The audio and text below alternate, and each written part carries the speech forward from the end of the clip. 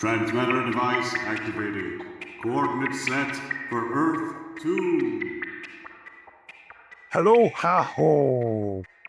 That's complete lag of a jarring cacophony tells you you're listening to the Earth 2 podcast, the weekly show that examines the pre-crisis DC Comics multiverse and studies the legacy of their Golden Age characters through the Silver and Bronze Ages of comics. I'm Kenny Smith. I'm Peter Watson. And I'm David Steele. Welcome back. Thank you for joining us for the wrap-up episode of the 1976 JLA, JSA, Shazam Squadron of Justice crossover. And very special welcome to very special guest, the voice of our big bad in those three issues, making his first debut, as it were, live appearance on the Earth 2 podcast, my good friend of 30-odd years. Say hello, Kenny Smith. Hello, Kenny Smith. Sorry, hello, Kenny Smith. And hello, David. Hello, Peter. Marvellous. Hello. Lovely to have you here. Thank you for joining us, etc. Absolutely, yes. So, how was your experience as playing the big bad King Kull? Well, it was a bit like being Tom Baker's Doctor Who. I just read my bits and didn't really know what else was going on with anyone else. Marvellous. DC-less. Yes. A lot of the time when we send the lines out, a lot of the people we get to help us have the full stories already, but a few people here and there don't. So I think I like to think that if they ever do listen to what we've done, that they get the joy of experiencing the story afresh and maybe perking up a little bit when they come on. Absolutely, yes. So before we start, there's a couple of things from social media that I want to mention very quickly. Our friend Abel, who a couple of years ago put us in touch with that superhero story that we covered, Abel posted on, I think it was Instagram, that this was the first JLA JSA story that he read. The first crossover he read new. So that was quite exciting. And Terry O'Malley posted saying that it was the first issue of JLA that he ever bought. So that was quite cool. We've had a couple of people sort of say this sort of thing already. I think Ross said that the Seven Soldiers was the first one that he'd sort of bought new when it happened. So it was nice to hear that. And to sort of start us off as the discussion, we had a reply on Twitter to one of the posts for the first episode, Twitter handle of JL Avenger, who seemed very surprised that we didn't make too much of a fuss that we had Elliot Magan back as Shazam, appearing as Shazam, back on the show, appearing as Shazam. JL Avenger, just to explain that, this is because a lot of the time, as I always say, and I'm saying it now again, and I'm demonstrating, I do all the talking and Peter does all the work. And quite often when Pete's putting together the cast lists for these epics, he sorts a lot of that out himself. And quite often, because he's nice that way, he'll try and give me a surprise, when I'm listening to it, because I listen to the show. I only ever hear the finished show each Thursday as it's released. So obviously, I was ecstatic as I listened to it to hear that Elliot S. Magan was returning. But to be honest, I was more ecstatic that Brian Schufel had done a voice for us. Finally. Yes. Brian, thank you for playing the blonde caveman. That was very exciting. Certainly was. So JLA 135, we kick off obviously with King Kull ha-ho-hing his way onto the Rock of Eternity in his spaceship. Who played King Kull? I'm not sure. Some Pam actor or something, I think. Somebody who wants to be Dr. Claw from Inspector Gadget or a Jadoon. Or a Jadoon, yes. It's definitely a cross between the two, and it's performed very well, sir. Very well. So kind. Well, thank you, Kenny. So King Kull obviously freezes all the inhabitants of the Rock of Eternity, which apparently is where all the gods are, which I'll be honest was news to me. I thought they were on Olympus or some other place. But no. Yeah, that's a really good point. I hadn't thought of that. Maybe they're on their holidays in the Rock of Eternity. It could be that. They've gone to visit Shazam. That's what it is. They've gone to talk to Shazam about their increased involvement in the rebooted version of the Shazam comic. We'll talk about that more in a few weeks, I think. Yes. But that's a really good point. I hadn't thought of that until you mentioned it. Interesting. And of course, King Kull uses this advanced technology because he's not a caveman, as most people think. In fact, I'll give you a little excerpt from his wiki page and a bit of background to him as well. He first appeared in Captain Marvel Adventures issue 125, which came out on the 3rd of August 1951. He's a prehistoric enemy of Captain Marvel and a member of the Monster Society of Evil. He was the ruler and last of the Beastmen that once ruled the Earth until Cro-Magnon Man rebelled, causing him to go into suspended animation. He does have enormous strength and durability and a brilliant mind, along with bizarre technology, because the Beastmen are actually fairly technologically advanced.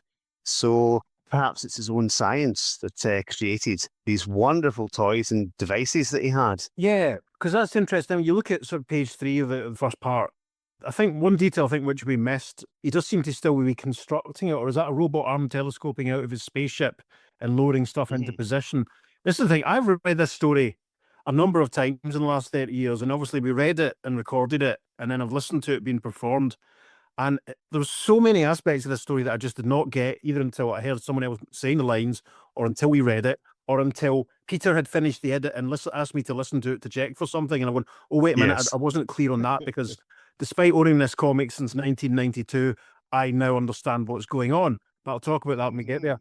You know, that's a good point, that he's from a very technological sort of race, because at first I sort of thought, was he supplied with all this tech by someone else, you know? You know who I'm alluding to, don't you?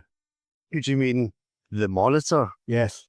From my point of view, coming to this cold, I had no idea that he'd appeared previously. Oh, yeah. And I found that quite interesting. So it was the fact you've got this evil character set up, and I didn't need much background info. It's explained there quite clearly in the text that, you know, it's been 1,000 years and his people were wiped out by mankind, and he's very angry and looking for his Rowenge. Quite right, too. It's worth pointing out as well that his final Golden Age appearance in Captain Marvel Adventures 149 had recently been reprinted in issue 22 of the Shazam Ongoing, published in October 1975. And it's a cracking cover of him smashing Captain Marvel through the United Nations building. It's a beaut. Yeah. So he had a little bit of a profile, sort of, at this point.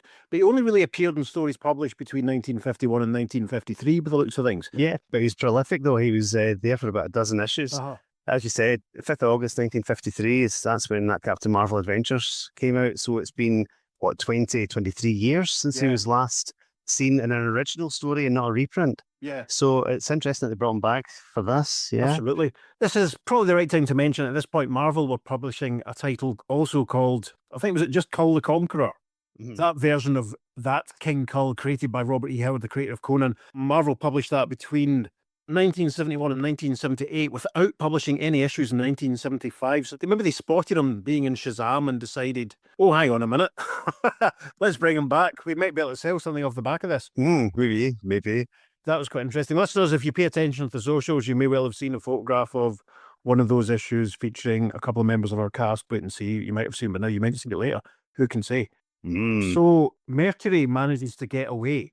Mercury, played by Max Traver of the Weird Warriors podcast. Yes. Returning in a different role. Max has been one of our regular guest voice artists, and we had to have Max as Mercury because of Max Mercury. Of course. Of course. It was a given. Yes. No arguments there. Kenny, are you familiar with the character of Max Mercury?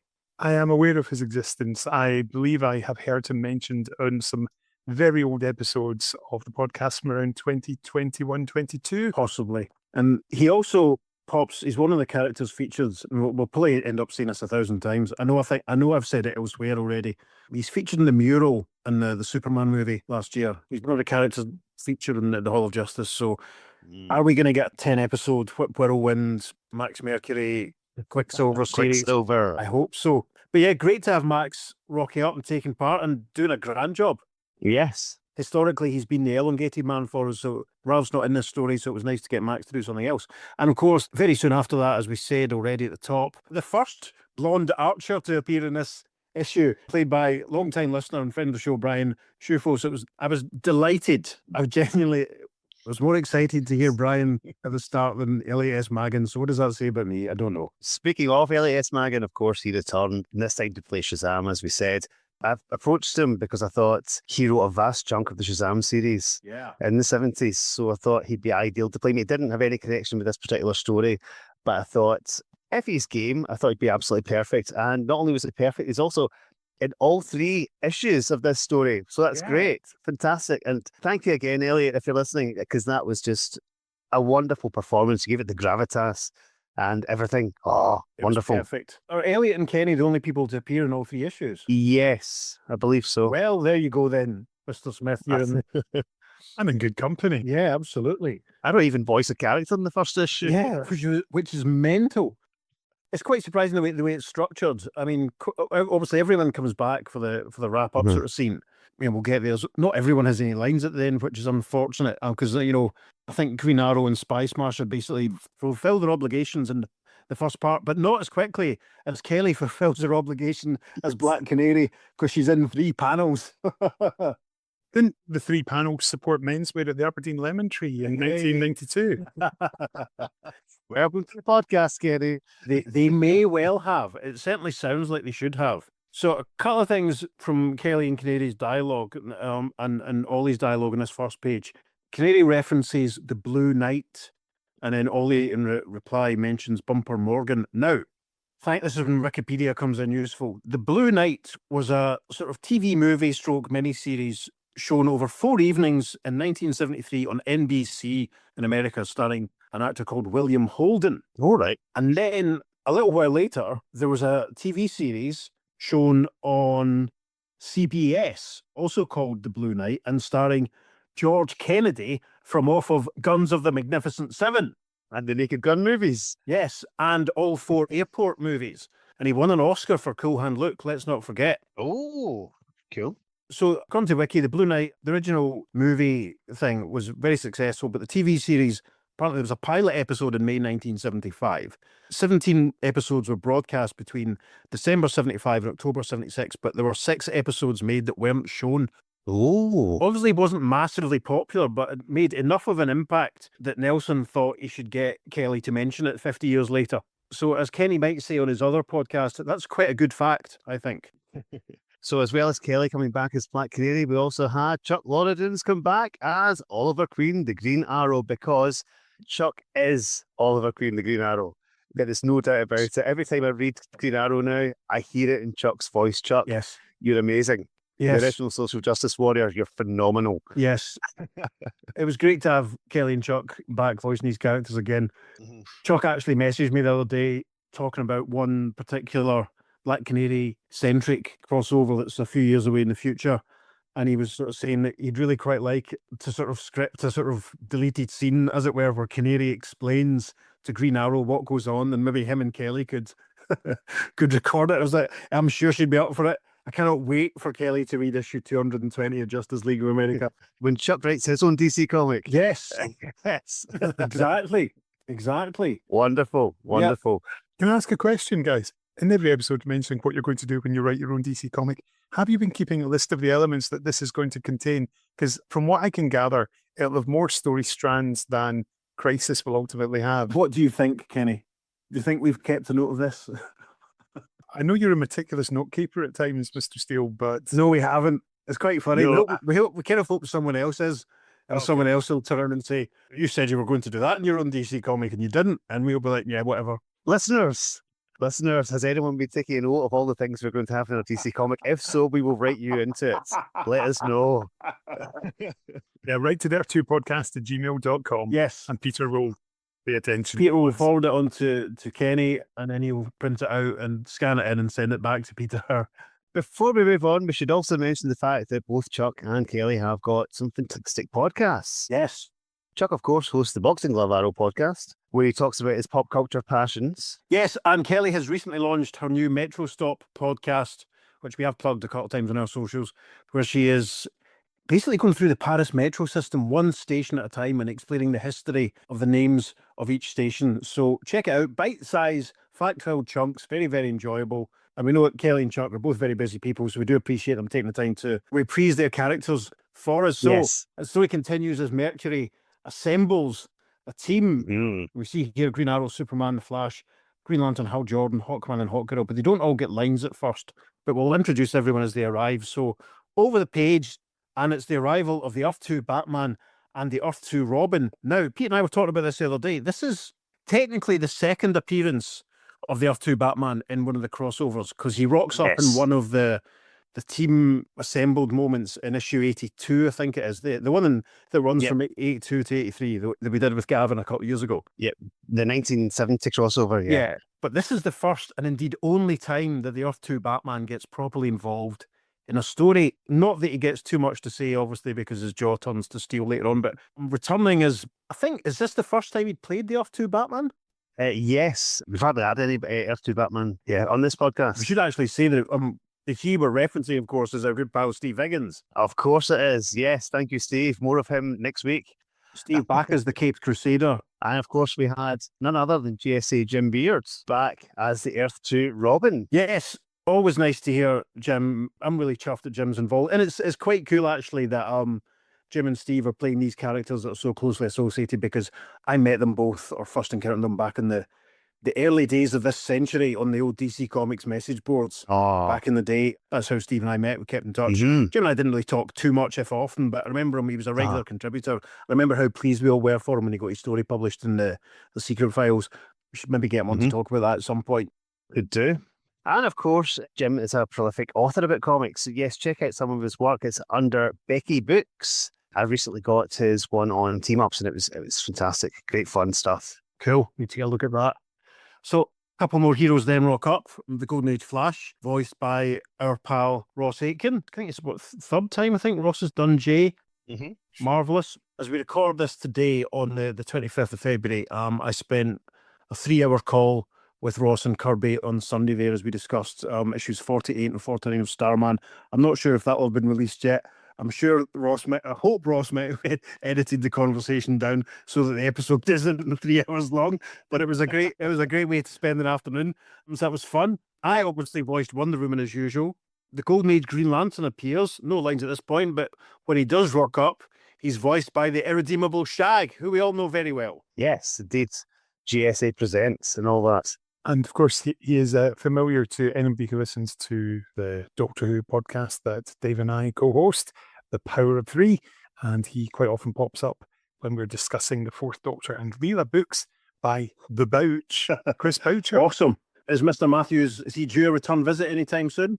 He is due a return visit very soon when we finish their run of New Adventures books. Then, yes, Mr. Matthews will be back. Excellent. I'm glad to hear it. Always a pleasure. Never a chore. And of course, Steve Higgins, as well as playing the Earth 2 Batman, he's also playing Johnny Thunder. Yes. He's played Johnny for us before, and he just sounds perfect as Johnny. He's great. Yeah, it's cool here because he almost has a conversation with himself, which is rare for one of our guest cast to do that. It was fun to edit. Yes. It's really, really interesting because it's almost the only time it happens, seeing the Earth 2 Batman and Earth 2 Robin in action together here. Yeah. Because I'm pretty sure, now, this is open to debate, I think this is the last one of the team-ups that Robin makes a sizable contribution to. There is a panel in one of the George Perez illustrated ones, I think it's one of the Perez ones, quite a way away from this, when Batman is talking to the Huntress and a Robin is standing behind the Huntress. Doesn't have any lines, doesn't appear later in the story. So it could well have been Dick, it could have been Jason Todd. I'm not really sure. We'll have to keep our eyes open for that. But this is the last one that Robin makes a sizable contribution to, after obviously appearing in, a couple of the 60s ones when he had his far superior grey and blue and yellow uniform. And obviously having quite a lot to do in the last story, the last JLA JSA team up. Yeah, so again, just one of these little stats to watch. So over the page, and another member of our cast arrives. It's Ibis, the Invincible. Yes, that's the next person that Mercury is trying to recruit. He's gone to Earth S, and that's the first person he goes to. Ibis, the Invincible, another one of these turban-wearing mystics that was quite prolific in the Golden Age. Prince of an Egyptian pharaoh. Yes. A character I'd never heard of before. So this, again, my comic ignorance. Few people have. Well, Ibis was actually quite a popular character in the Golden Age. He first appeared in Wiz Comics #1, which came out on the 1st of December 1939. Between Wiz Comics and his own title that ran for 6 issues, he appeared in 180 stories in the Golden Age, this last one being in Wiz Comics 155, which came out on the 6th of March 1953. Excellent. Wow. So a very long-running character, and obviously quite a popular one. We'll have to do some digging and see if there's any other stories featuring any of the cast of this 3-part epic that we can do, perhaps maybe featuring characters with the same name as other characters that might pop up soon. No, I mean, there must be something. Ibis must meet someone called, I don't know, the Wizard or the something or other, or Nighthawk or something, But I think because if he was that prolific, we must be able to find something else that we can do. Get Martin Gray to voice him once again. Yes, Martin of the Too Dangerous for a Girl blog fame. and guest star of many a podcast, voiced Ibis for us. Yes, he was phenomenal. He said he was trying to channel Omar Sharif as Ibis. That's who he pictured as Ibis. Right. Oh, that's brilliant. And so when you listen to him, it's like, it's great. It's a genius idea. That is. Martin, well done. Because it gave it the gravitas and also like a quite mystical quality to him.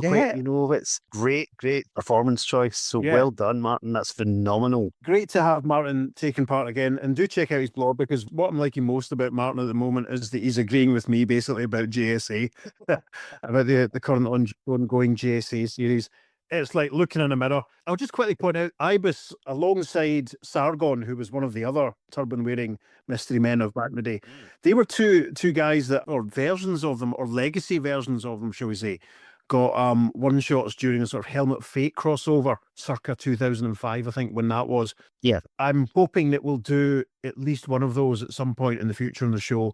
Stay tuned for that. So Mercury then gathers up a few more characters. Yes, he basically goes through Earth S. And by the way, this is the first time Earth S is used as a name to my knowledge.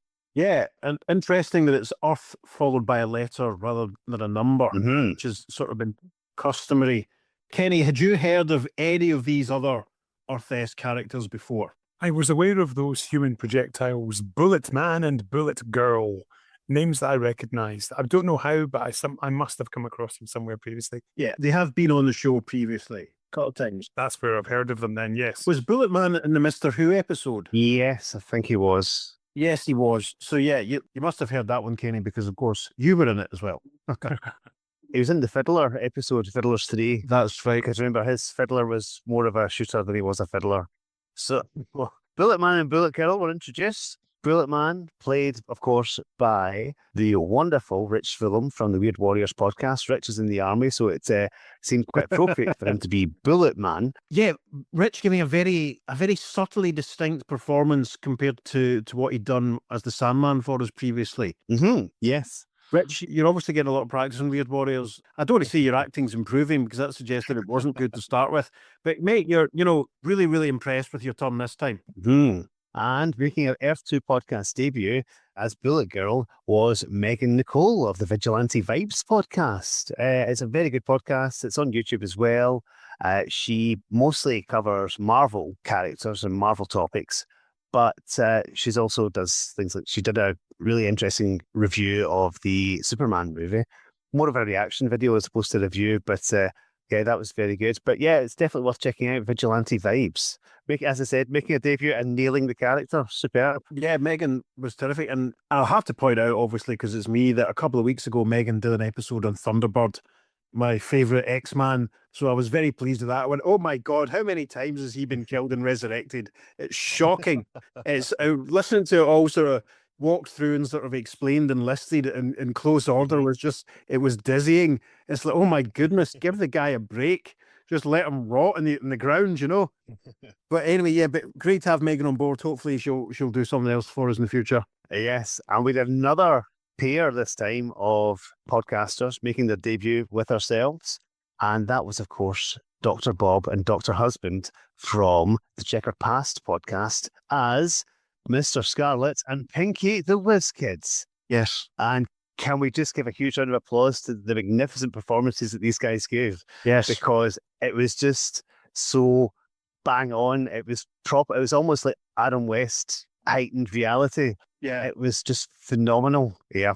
It's exactly the word Logopolis, exactly what I was going to use. Kelly actually texted me after listening to part one and sort of saying that one of her highlights was Mr. Scarlet, because in the way he would say Batman, Bulletman, that was absolutely outrageous.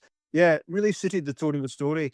And obviously their podcast is basically, if you're not aware of it, listeners, it's an amazing conceit. For a couple of years in the mid-60s, all of the DC comics that DC published had that very distinct checkerboard design along the top. I'm miming it for the benefit of our YouTube viewers. And basically on their podcast, they're doing every comic that has that checkerboard topper, which is genius. What an absolute, if you consider what DC were publishing at the time, such a range of stuff. And they've literally just had their 8th anniversary of their show as well. They have been going slightly longer than us, so right. But they are fantastic. It's very entertaining and also a great insight into the suburban life as well. There's a lot of chat about that, but it's tons of fun. And guys, you're just phenomenal. Yes. We'd love to have you back at some point. We'll work something out. Yes, very grateful for you taking the time. One thing that's worth pointing out very quickly about Mr. Scarlet and Pinky is that they both get a mention in issue 40 of Starman when Jack visits Fawcett City and thinks about all the heroes that operated there back in the day, because as well as Mr. Scarlet and Pinky, he also thinks about Spy Smasher. So, Pete, do you have any stats on Mr. Scarlet and Pinky as far as where they appeared and how they appeared and all that sort of stuff? I will certainly do, David, yes. Mr. Scarlet first appeared in WoW Comics, issue 1, which came out on the 13th of December 1940. His series ran through WoW until issue 69, which came out on 30th of June 48. During this time, he also appeared in America's Greatest Comics. Altogether, he appeared in 93 Golden Age stories. Pinky took a wee bit longer to appear. He debuted in WoW Comics issue 4. That was in 1941, and he joined Mr. Scarlet for most of his adventures. But he also had a nice guest appearance in issue 9 of Mary Marvel, which came out in 1946. Ooh. So that's Mr. Scarlet and Pinky. We might have to have a look at that story and see if they fight someone with a name that was used again subsequently by another publisher. That'd be good if they fought someone called Iron Fist or Catman or Mr. Freeze or something, wouldn't it? If only. That'd be wonderful. Amazing. So, and also, let's once again, we have to mention it. Pinky, the only superhero that I can think of that's named after a finger. What about Thumbhead? I don't know. Is that one you've just made up? It is indeed, yeah. Interesting. Well, When you write your DC comic, the Thumbhead will be the big bad. yes, Pinky can fight him. There we go. Pinky can fight Thumbhead. They're diametric opposites. Yeah, Yeah, there you go. It writes itself. You see how easy it is to write your own DC comic. So, obviously arriving, and we mentioned there as Jack thought about him, Spy Smasher. Spy Smasher's been on the show before, hasn't he? Yes, he did appear in one of our. Which one was it again?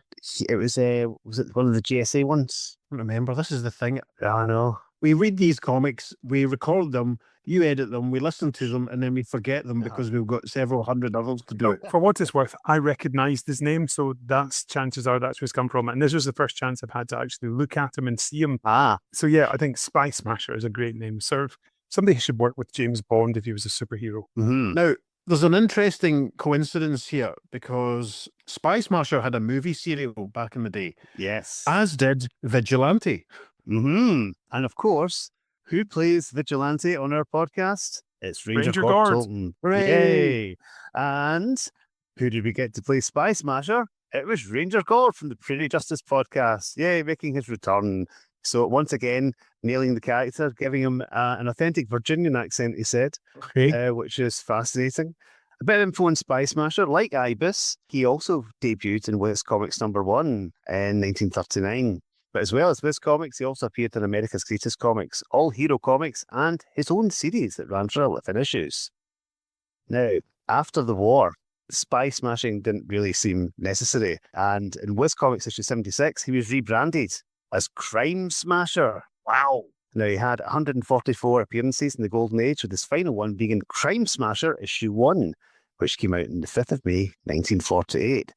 But obviously, he's gone back to the more familiar Spy Smasher name for this story. That's really interesting to think about, actually. I hadn't considered previously the name changing back. That's very interesting. Surely they should have gone for something more alliterative and gone from Spy Smasher to like Crime Crusher. When you write your DC comic, Spy Smasher will fight Crime Crusher Mm-hmm. to see who will be the best superhero in Virginia. Or Super Smasher. He could just be, I'm a really good smasher. He likes smashing things. Super smashing great, like Jim Bowen off of Bullseye. That's it. There's a reference that all our American listeners will, of course, join. You got it in one. Yeah. In one. Yes, thank you very much, Ranger Gord. In fact, let's hear from him now. Hi, Peter and David Gord again, here back in my Canadian accent. Issue number 135 is very interesting to me. I knew this team up was coming up back when I was a kid, about 12 years old, in 1976.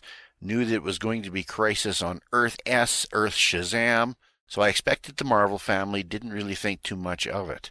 Somehow, over the summer, because of just sort of the way things were going on in our lives back then, I completely missed issue number 135 and didn't know it.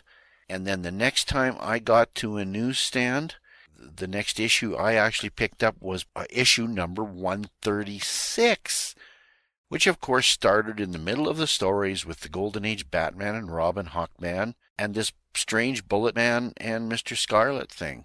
And I didn't know anything about Spy Smasher, who he was, where he came from, what he ever looked like. And of course, I look forward to the conclusion in issue 137, which, if I remember, took another 2 months to September to get to us. Almost the end of September, and I probably barely missed that just because of distribution.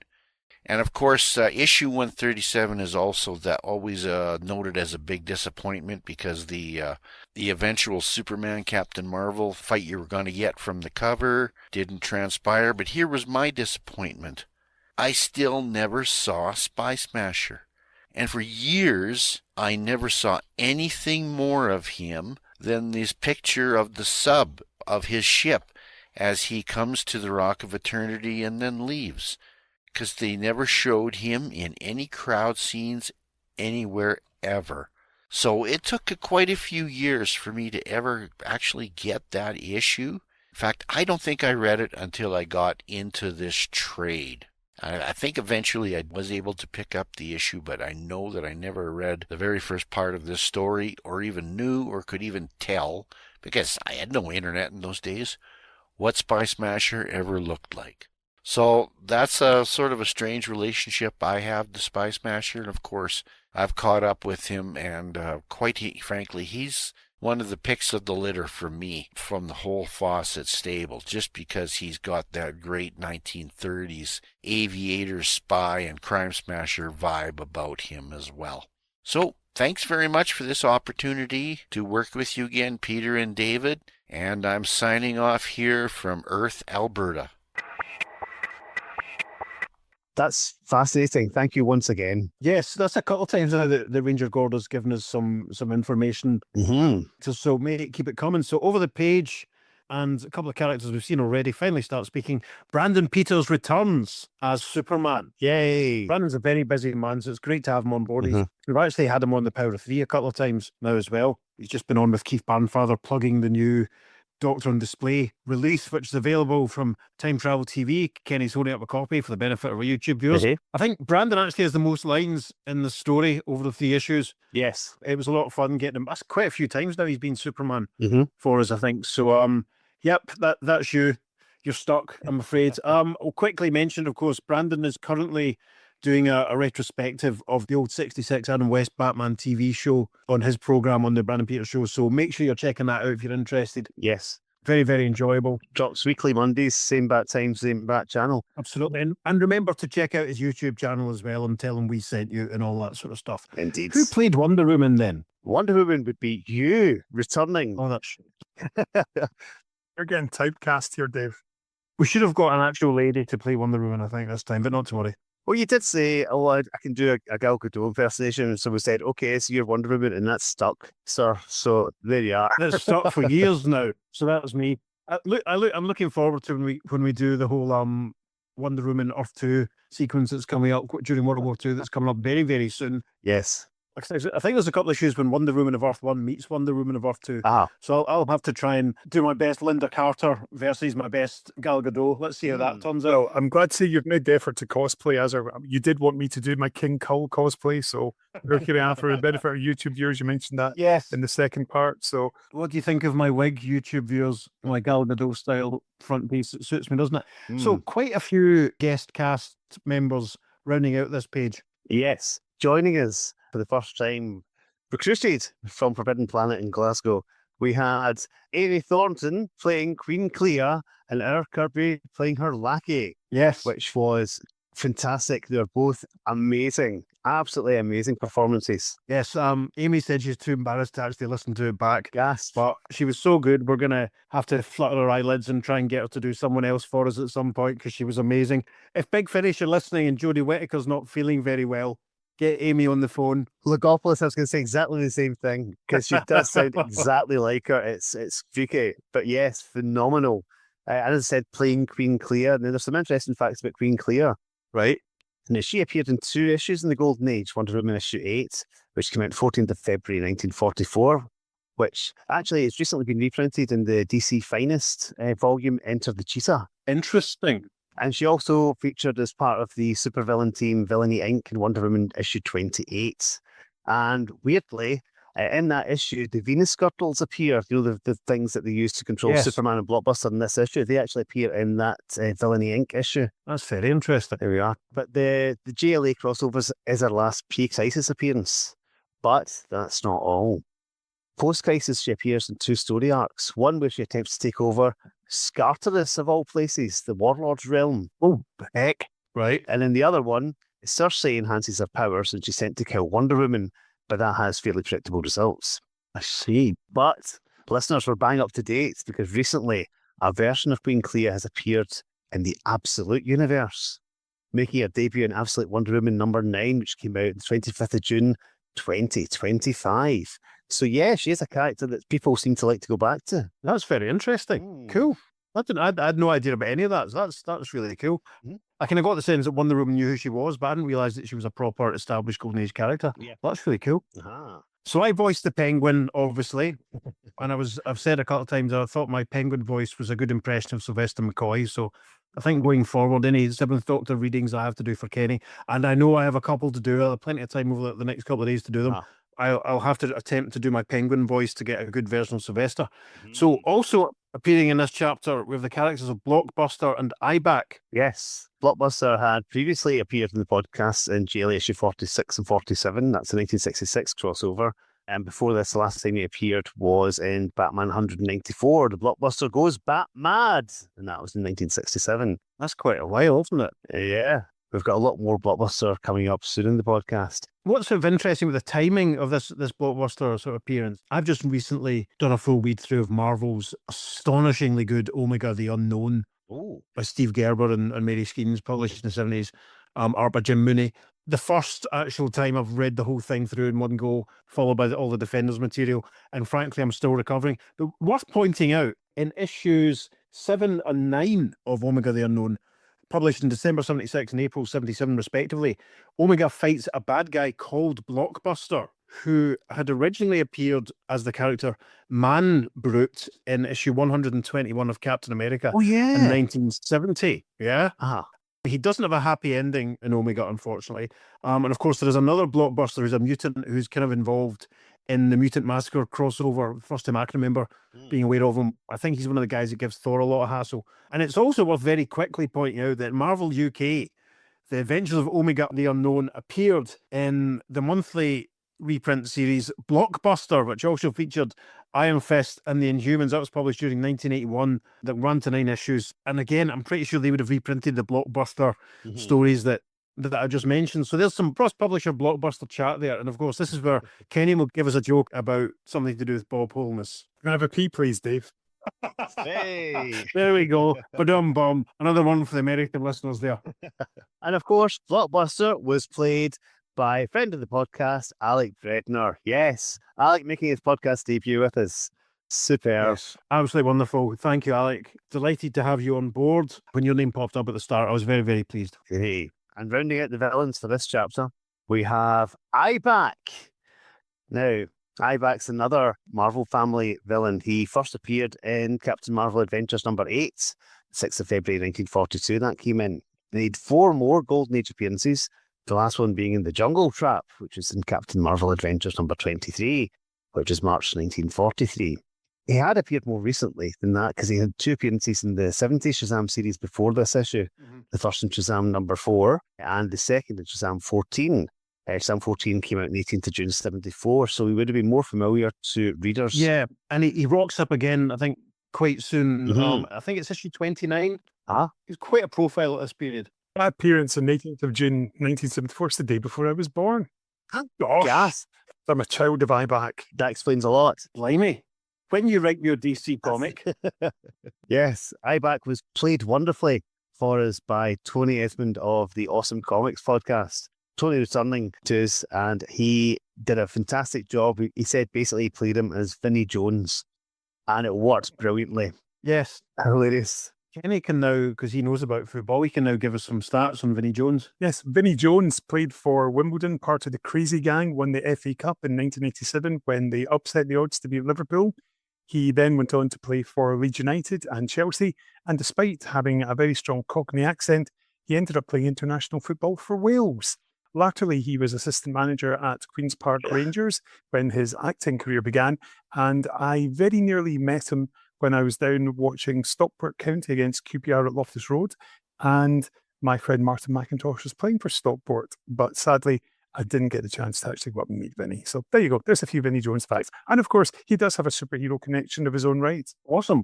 And if I dare mention the name of the other publishers, he appears in the X-Men as Juggernaut. Yes. Hey. Juggernaut, bitch. Yeah. I didn't mind him as Juggernaut, to be honest. I thought he was really good.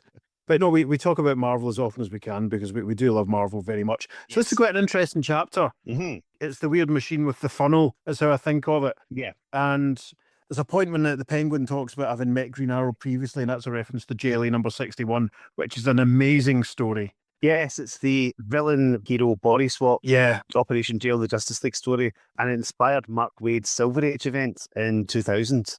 Oh, it did, of course. Yeah. 2000. That was 2000. Oh, that's yeah. so long I had to ago. double check because it feels weird to say this happened in 2000 because it doesn't sound like a real date. No, But it was the year 2000. that's so depressing.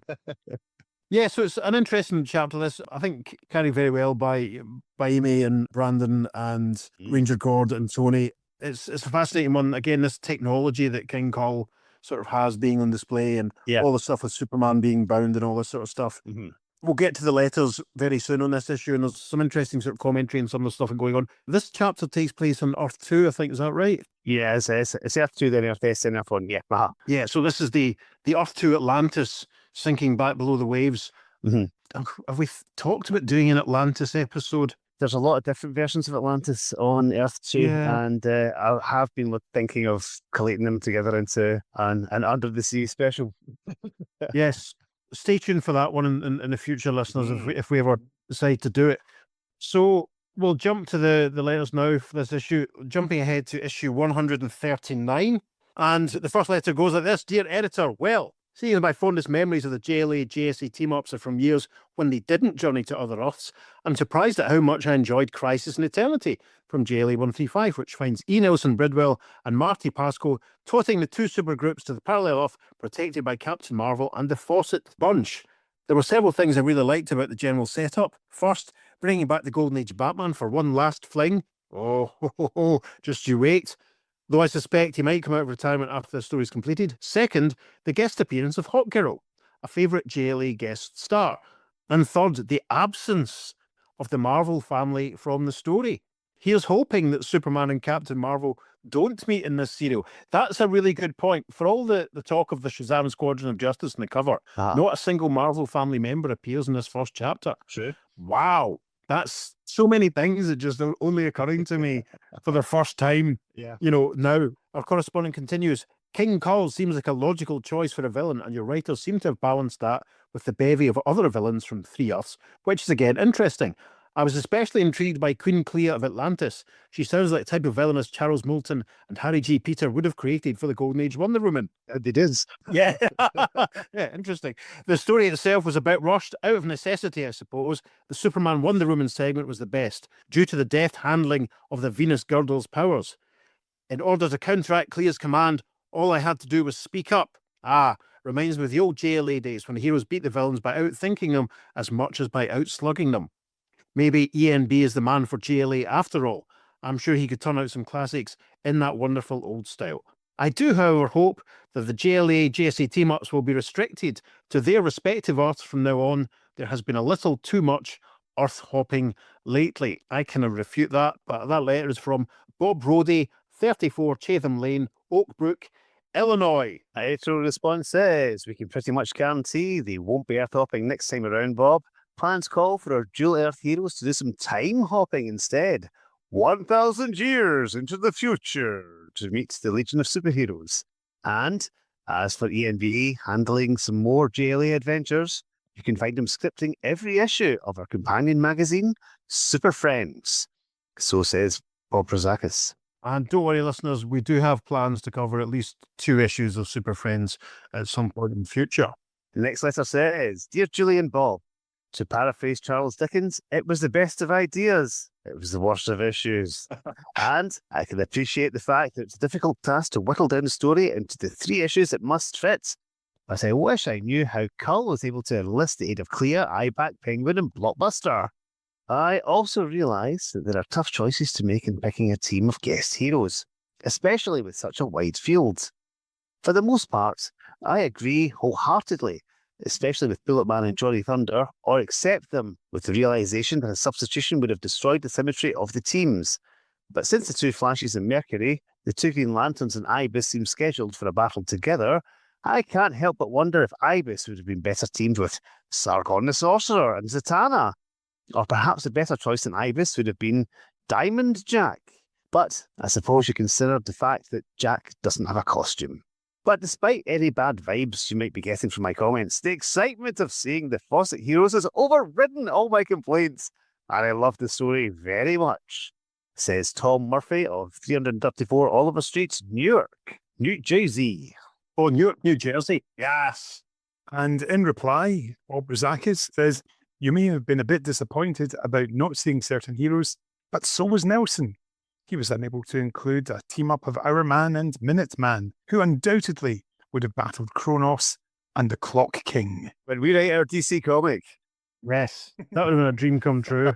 Our Man and Minuteman, what would they talk about? I don't know if they'd have enough time to do that, but there we go. Ooh. The next letter is from Scott R. Taylor of 103 Markham in Portland, Texas. And he writes, Dear Julie, well, another JLA GSA extravaganza has arrived. And, you know, these overcrowded epics are usually among the best stories. But boy, was that cover crammed. The Dick Dillon, Frank McLaughlin art reached new highs and a few lows this time around. Wonder Woman looked awful in some places, but absolutely superb in others. And that full-page introduction of the Fawcett heroes was a masterpiece. King Kull's plan was intriguing, as was Mercury's escape. I'm pleased to see that Kull didn't plan all this destruction just for the fun of it. He had a reason, emotional as it was. Seeing the Earth 2 Batman was fun, or is it Batman, sorry, was fun, but I'm glad you emphasised his retirement. I don't want to see him pop up in All-Star. On the other hand, I would like to see Batwoman appear there. The Superman-Wonder Woman battle with Clea and Blockbuster was good, teamwork being the deciding factor. Green Arrow's dialogue added to his run-in with the Penguin, and as a matter of fact, so did Penguin's. Marty did his best stuff here. Editor response reads, Paul Levitz, who scripts All-Star, says he has no plans to use the retired Batman there. Batwoman, on the other hand, will be back in Batman Family number 10, courtesy of Bob Rozakis, but she's also going to appear in Freedom Fighters before not too long. Yes. There's one final letter in this letter column, and it's just a general chat about the letter column, funnily enough. But it's actually from Joe Kelly from Waterford, New York. And I'm wondering if that's future comic writer Joe Kelly. Oh, wow. It may well be. I don't know. I have no knowledge of him writing any letters at this time. Right. I hadn't thought about that. But it would make sense. Bob Brody was a future comic writer, wasn't he? I did a little bit of Googling there, and there was a Bob Brody. He was a comic writer. Ah. Robert Brody, and apparently he worked on Men of Men 5, which whatever that might be, and Neil Gaiman's The Sandman Book of Dreams. Oh. His comic book work has appeared in Marvel Comics, the DC Comics imprint Vertigo, and other independent publishers. Interesting. Gasp. Okay. Quite often when you guys read out the letters, I look them up to see what are they doing now, because somebody turned into an Emmy-winning producer on the game show Jeopardy. All right. Wow. That was about 3 months ago. Okay. There we are. There you go. Interesting. Exciting. That has to be the same Joe Kelly. If anyone knows or anyone Yes. has a way of getting in touch with Joe, or if he's on the socials, point us in that direction, we can ask him. That's interesting. Right, so moving on to issue 136. Kenny, what did you think of the cover of issue 136? Yes, I like this cover. Lots of white space. The Joker looks like he's having a great time, even though he's still being kerblammed in the chops by the Batman. Yeah, I really like it, I'm afraid. Sorry, Dave. No, that's fine. I do quite like the fact there's quite a lot of action in the background. Robin attacking the man in the hat, and you've got Hawkman with his weapon with a ball and chain about to whack this other fella in the black and white in the face. So yes, I quite enjoyed it. See, this is the first time I've seen these, Right. because I only did my lines, as I said earlier. So it's fascinating to see what these people look like. Do you mean you don't regularly check our social media to see all the bonus material that we post featuring the cover and foreign versions of the cover, etc.? Gasp. I'm very rarely on Instagram, But we post them on Facebook and Twitter as well. Anyway, just saying. And the very extensive panel highlights that I post on Facebook as well. An album for every episode. Of course. Kenny, do you not follow the Earth 2 podcast on Facebook? You're a disgrace, because the Earth 2 podcast page follows the Power of 3 Facebook page. I do follow it, but I'm only on it like twice a week to post episodes, and it's great. Gasp. So, very quickly, I do say, I have issues with this cover, but I can admit that it is quite strong and striking. And I'm pleased to say that someone who contributes to, I can't remember if it's this, I think it's this episode she's in, the friend of the show, Caitlin Higgins, agreed with me on my general assessment of it as well. So thank you, Caitlin, for letting me know. That made me feel much better. So jumping in to 136, this is when I think about, just with all the brutal deaths going on all the way through it. Yes. People being turned to stone, or people being, turned to water or wood, or turned into frozen into diamonds. It's horrendous. The interesting bit for me was, listening along, was when Batman's jaw turns to iron. I was picturing him as being like Trapjaw from Masters of the Universe. That was just my mental image. So I'm looking forward to see what he looks like as we scroll through. Or indeed, Ironjaw from off of Atlas Comics. Yeah. And who was the guy from MF Enterprises? You bought a couple of them recently. Was it Atomjaw? Atomjaw, yes. Maybe Atomjaw and Ironjaw and Batman from this story should all team up. Maybe when we write our DC KO tie-in crossover. Yes. So Bullet Man and Bullet Girl at the start of this one, King Kong gets a bit of chat reminding us of how evil he is. And this is when Hawk Girl first appears properly. Yeah, this is quite cool, this team up, because you've got the two teams of flyers. They're both married couples as well. So we've already introduced Bullet Man and Bullet Girl. I reprised my role as Hawkman, and I recruited my wife to play Hawkman's wife. Sensible. In this. So yes, so Christine was playing Hawk Girl, and she played her admirably. Quite an interesting performance to kind of burst the bubble of Hawkman's pomposity, and I can totally see them working as a couple. So yes, that was great fun. Are we going to tell the audience and our listeners who Christine's performance was inspired by? Inspired by, well, because I was playing Hawkman as a kind of a John Hurt sort of voice, she decided to go for a Doctor Who companion, and she basically played Hawkgirl as Ace. Wicked. And I'd listened to it and thought, well, that's another brilliant something from Christine. And you said, did you realise who Christine was playing? And I was like, well, no, not really. And then you said, well, she was doing Sophie Aldred as Ace. And as soon as you told me, I was like, of course she was. Yes. And it's outstanding. So when I listened to it the second time, I was just howling. And as I've said, Christine can probably expect Kenny to invite her to record some readings for the Power of 3 before too long. Well, actually, there is something at the back of my head that's from about 6 weeks away. Of course it is. But always is. Just let me know. Yes, I'm sure Christine will have plenty of times. I think this is when Caitlin Higgins makes her cameo in this crossover. She does indeed. As she questions where Captain Marvel is. And we see Captain Marvel because in the form of Billy Batson, he's reporting on the news. Billy Batson voiced by our own Peter Watson. Hello. And then one of Billy's colleagues voiced by another friend of ours in real life. Yes, the TV producer with the headphone with the microphone on it that I'm wearing right now. For the benefit of YouTube viewers, you can just picture that. He hands Billy a piece of paper with an update, and that was played by Hugh Campbell, our friend and long-time comic back issue dealer and major comic collector. Hugh has got one of the best comic collections ever. Yes. He needs, I think, 3 issues of Batman for a full run. Yeah. Or 3 or 4, can't remember. He has issue 1, but yeah, that's what he's looking for. Yes. Great guy. Delighted to have Hugh on board. I don't see Hugh as often as I'd like. It's Mm-hmm. always good when him and Alec come out of the shop together because we just have a blether. We just be, Yes. as Rich Fulham would say, old comics men. So yeah, it was great to have Alec and you both taking part. And you was amazing. I think he must have previous as playing TV producers because he was so good at it. So moving on, things start happening. Plenty for Mr. Scarlet and Pinky to say. And then we meet the Joker. And of course, I wouldn't let anyone else play the Joker because I love playing the Joker. The Joker's best character in the world to play.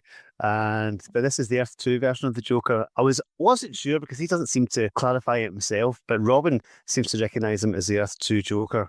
Yes. But how does he know it's not the Earth 1 that looks exactly the same? Yeah, bit of debate about that. But I mean, I think, especially looking at him on the page when he's introduced, he's definitely drawn more in the old Jerry Robinson style than Yeah. in a Neil Adams or Jim Aparo type style. I think it's I think it's really safe to say that it's the Earth 2 version. Yes. Fascinating. The Earth 2 Joker has been scooped up by King Kull and placed on Earth S. This is, It's mad. this is what we read this stuff for, quite frankly. It's amazing. And the Joker's teamed up with another villain who's pretty much the opposite of the Joker, because the Joker's always laughing. And he's teamed up with the Fawcett villain, the Weeper. Now, I looked into this Weeper, and brace yourself, guys, this is absolutely fascinating. So the Weeper's real name is Mortimer Gloom. He first appeared in Master Comics issue 23. He had 3 other appearances in Bulletman number 7, Master Comics 30, and finally in Bulletman number 10. That was the original Weeper. What? But, yeah, in Mary Marvel number 8, which came out on the 13th of November 1946, the Weeper teamed up with the Marvel family villain Dr. Riddle to take down both Mary Marvel and Bullet Girl. But the Weeper in this story reveals he's the son of the original Weeper who died. So it's this version of the Weeper that appears in the crossover, and I can't find any story in which the death of the Weeper happens. We're going to have to do that. It's a team up between Mary and Bullet Girl and the legacy version of the Weeper. We have to do that. And a villain called Dr. Riddle. Yeah, he could be the Earth S Riddler. Is this the first name Jimmy? Yes, it has to be. Yes. That's another one for our transatlantic listeners. Yes. We're going to have to do that. Maybe for our 400th episode, we could get Megan and Alison to voice those characters again. You could do. That's fascinating. Mm-hmm. This was another bit that Kelly highlighted when she messaged me after listening to this episode, was that she loved the woman who basically laughed herself to death. Like that man who watched that episode of The Goodies that time. That was played by Tistine again. Yes. Yeah. She enjoyed doing that a bit more than she did doing Hawk Girl. So, yeah. Really interesting. Very good. Very good, that bit. The Weeper also appeared in the Batman Brave and Bold cartoon and the Flash TV series. But there have been a few minor hoods called Weeper in other DC comics, including a Doctor 13 story. Right. In Star Spangled Comics, a couple of Batman appearances, and a character called Willie the Weeper appeared on the Joker issue 2, which came out on the 1st of April 1975. And of course, the Weeper was amazingly voiced by Vince Hunt of the Awesome Comics podcast. She was. Vince gave it gusto. He gave it all the full immersion.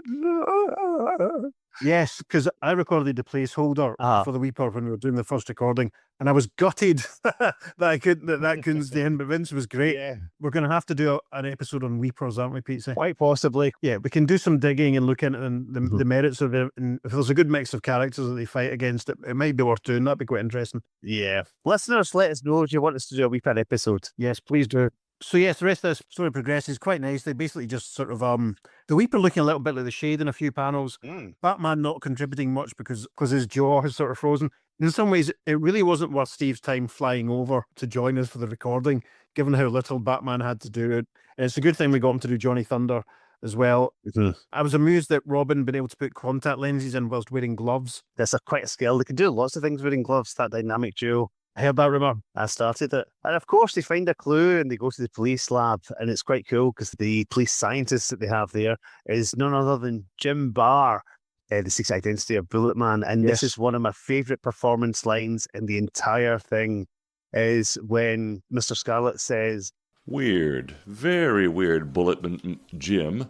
and nearly gives his secret identity away. It's wonderfully played by Dr. Husband. Great having Dr. Husband and Rich playing against each other, and that was joyous. And of course, then poor Pinky's hair turns to diamond. I hate when that happens. Which kind of happens off panel. We don't actually see it happen. Yeah. We just see him turn up with this diamond hair. There is so much crammed into this story that they can't really explain how things happen. It's mental. I think we'll probably say this again when we get to part 3, but these issues would all have benefited, I think, from a couple more pages here and there. Yeah. I was thinking that. Yeah, they're all quite tight at 17, and they do pack a lot in, but there's a couple of moments. So Robin gets a lot more to do than Batman in this story, which is great for JSA Jim, but as I say, not so good for Steve. But then, of course, it's off to France to tackle the Shade and Dr. Light. And again, Kelly gave me another note because we all know, and we've mentioned Kelly lives in France and has podcasted about France extensively the last couple of years. She gave me a pronunciation note for chapter 5. So it's chaos in chiaroscuro. Chiaroscuro. Chiaroscuro. Let's all try and say it together. 1, 2, 3. Chiaroscuro. So thank you, Kels, once again. I'll just isolate that and I'll edit it back into the original episode. There we are. That's excellent. Yeah, when we do the omnibus repeat of that one or something, that's what to do. Maybe we could get Kelly to read that caption for the omnibus repeat. That'd be good. Be sure to check out Metro Stop Podcast, etc. So here we have the arrival. 2 more members of our cast, Mary Batson and Freddie Freeman, voiced by, respectively, my baby sister, Alison Steele, and returning for what must be the 50 millionth time, our good pal, Logan McFarlane as Freddie. Great to have Logan back. Logan's done Freddie like at least 4 or 5 times now, I think. Yeah, pretty much. All he has to do now, by way of preparation, is just watch a quick clip of Jack Dylan Glazer on YouTube, and then he's good to go. Nice to have them. And then, of course, it's a visit to Paris for Hawkman and Bulletman. I like the whole thing about the City of Lights being in darkness. That's quite charming. Mm-hmm. I did the voice of the Shade, which obviously I was very pleased to do. Yes. Kind of forgotten how to do it because it's been a while, but Peter reminded me, basically, I gave him a sort of Fagin sort of voice. The final panel of the first page of chapter 5 was one bit I kind of asked Pete to let me record a little bit of extra clarification for, because as I've said many times, I bought issues 136 and 137 literally like November, December 1992. I've owned them for a long time, read them a few times over the years. But it wasn't literally until I was listening to Peter's edit of episode 2 that I realised that what was going on in this final panel is that's obviously the Mona Lisa and some cherubs cutting about at the front. But I had not registered until I was started looking at it as I listened that this was some, as I think I said, when I doctored what I said, that this was some regular 1970s people that had just been frozen on the wall behind the picture frames. Again, it's maybe where another couple of panels might have made it a little clearer. But a larger panel. Yeah, looking at them quite closely and sort of realize, or maybe the people looking a bit pained, but that was maybe the only real sort of like drop-in edit that we had to do for this one. But it's quite interesting. Bulletman starts to panic because his hand is going a bit limp and two-dimensional. We all hate when that happens. But then there's the gratuitous, glorious shot that reminds us we're in Paris when the Shade flies past the Eiffel Tower. Take a drink. Yes. So hopefully Kelly will nip out and recreate that for us, and we can post a photograph of that on the socials this week. So the Shade is captured and Hawkman's fiddling with his ebony cane. And we're back with the ladies. Yes. Bullet Girl and Hawk Girl's turn. And they're in Yellowstone National Park, where people are basically being absorbed into the waterfall and living water is freaky. Yeah, they've got to deal with a couple of dodgy geezers there, don't they? Yay. And the waterfall's going up the way, which is something you can't really portray in a comic, but just in the caption. Oh, yeah, of course. Yeah. But the villain of this piece is Dr. Light, wonderfully played by Paul Ken of the DC Special Cast. Paul was a great supporter of the show, and this is the second time I think we've had him on. I think so. Paul is great. So, yeah, check out DC Special Cast. Yes. I appeared on it fairly recently, talking about Wanted, the world's most dangerous criminals. Yes, that was a great episode. It was great fun to do, and he's just such a lovely guy. And Yes. it's a really good show, folks. You should check it out. Yeah, and as Pete says, Paul shares so many of our posts on Facebook and stuff. I'm really, really grateful because, obviously Paul's got a bit of a following of his own because he's been doing that show and obviously other Fire and Water Network stuff for a while. So we really appreciate your support, Paul. Yeah, don't want to overlabel it or overdo it as I always do, but no, genuinely, it's really grateful because the first couple of years we were doing this, it was really only Ross and Steve that were sort of sharing our posts and stuff. So, but we've got, I think, a slightly better profile now we started. So, and Paul's a big part of that. So we really, really appreciate it. Yeah. This was an interesting one that again would have benefited, I think, from a couple more pages because Hawkman and Bulletman sort of theorize about how they're going to deal with these satellites that are causing the trouble. Yeah. And it's sort of shown as they narrate it rather than actually then going on to happen. So it's quite an economical way of doing it. It also, again, sort of suggests, that maybe they didn't really have the space or the time to do it maybe a bit more in depth. Yeah, without a doubt. But destroying the 2 satellites that are causing the light and dark brings everyone back to normal. So what a relief. Pinky's hair's back to normal, which is great. Batman can talk again. I'm sure the paintings are back to normal in the Louvre. Yes. And the people are off the wall. I hope so. Although we don't see that. We just assume. That's the thing, because this woman was turned into diamond and presumably died, and all those people were turned into wood. Did she then get turned back to normal when all this stuff was dealt? I don't know. So that's one of the things that's not too clear. I hope so. I know, me too. So this issue concludes with King Kull looking into his magic box and Elliot having a little think to himself. And then Steve, as Johnny Thunder, arrives and has a quick scene with Alison, Logan, and Billy as Mary, Freddie, and Billy. Yeah, of course. And I love Logan's sort of delivery of that line. He gave it some real rage. He was really annoyed at Johnny sort of potentially risking their secret identities. So that was quite good. Yeah, you turkey. Love that. Yeah, fantastic. It sounded just like him there. That was better. Well, that's fine. That means obviously if Logan's not available to voice Freddy in the future, you can just do it. Of course. There you go. Logan, you made yourself so easy to impersonate that, you're ultimately replaceable. So anyone, any thoughts on this one before we move to the letters? I find it, interesting. Again, it seems that King Kull's plot is sort of foiled comparatively easily. When I say easily in inverted commas, it's never easy for heroes to foil supervillain plots, but he just seems to be like, oh, I've been beaten. Oh, well, next time. Or it's effectively, I'll get you next time, Gadget. So yeah, I know what you mean. You'd think he'd be a little bit more annoyed. Yeah. Because this is the first 2 stages of his big scheme have been sort of gooned. Mhm. So yeah, you can sort of imagine it must be very frustrating for him. His whole plot is quite ill-defined in a lot of ways. Yeah. Each chapter is very exciting and it's a great mix of characters, I think. Mhm. But what he's actually doing and how he's going about it seems secondary just to the team-ups. Yeah. I mean, ultimately, he wants to destroy all humanity on all worlds. But first of all, how did he know about the existence of other worlds? How did he know about the multiverse? Surely he only knows about his own universe, you would think. Which I think backs up the idea that maybe the Monitor recruited him. Ah, yes. Or the Anti-Monitor, I don't know. And also, how do you recruit villains to destroy everyone on your world? What would you have then? I can understand a nihilistic Joker doing it, but Dr. Light, no. Yeah. The Weeper, perhaps, because that would be the ultimate sadness, who knows? But people like the Penguin's more of a gangster and thief as opposed to like a mass murderer. Yeah.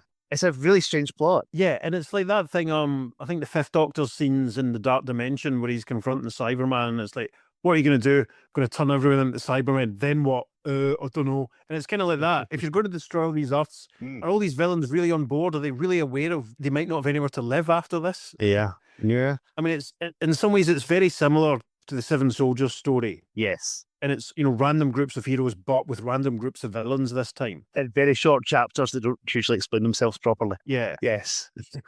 For me, at least, it just about works because of the novelty of the mix of characters.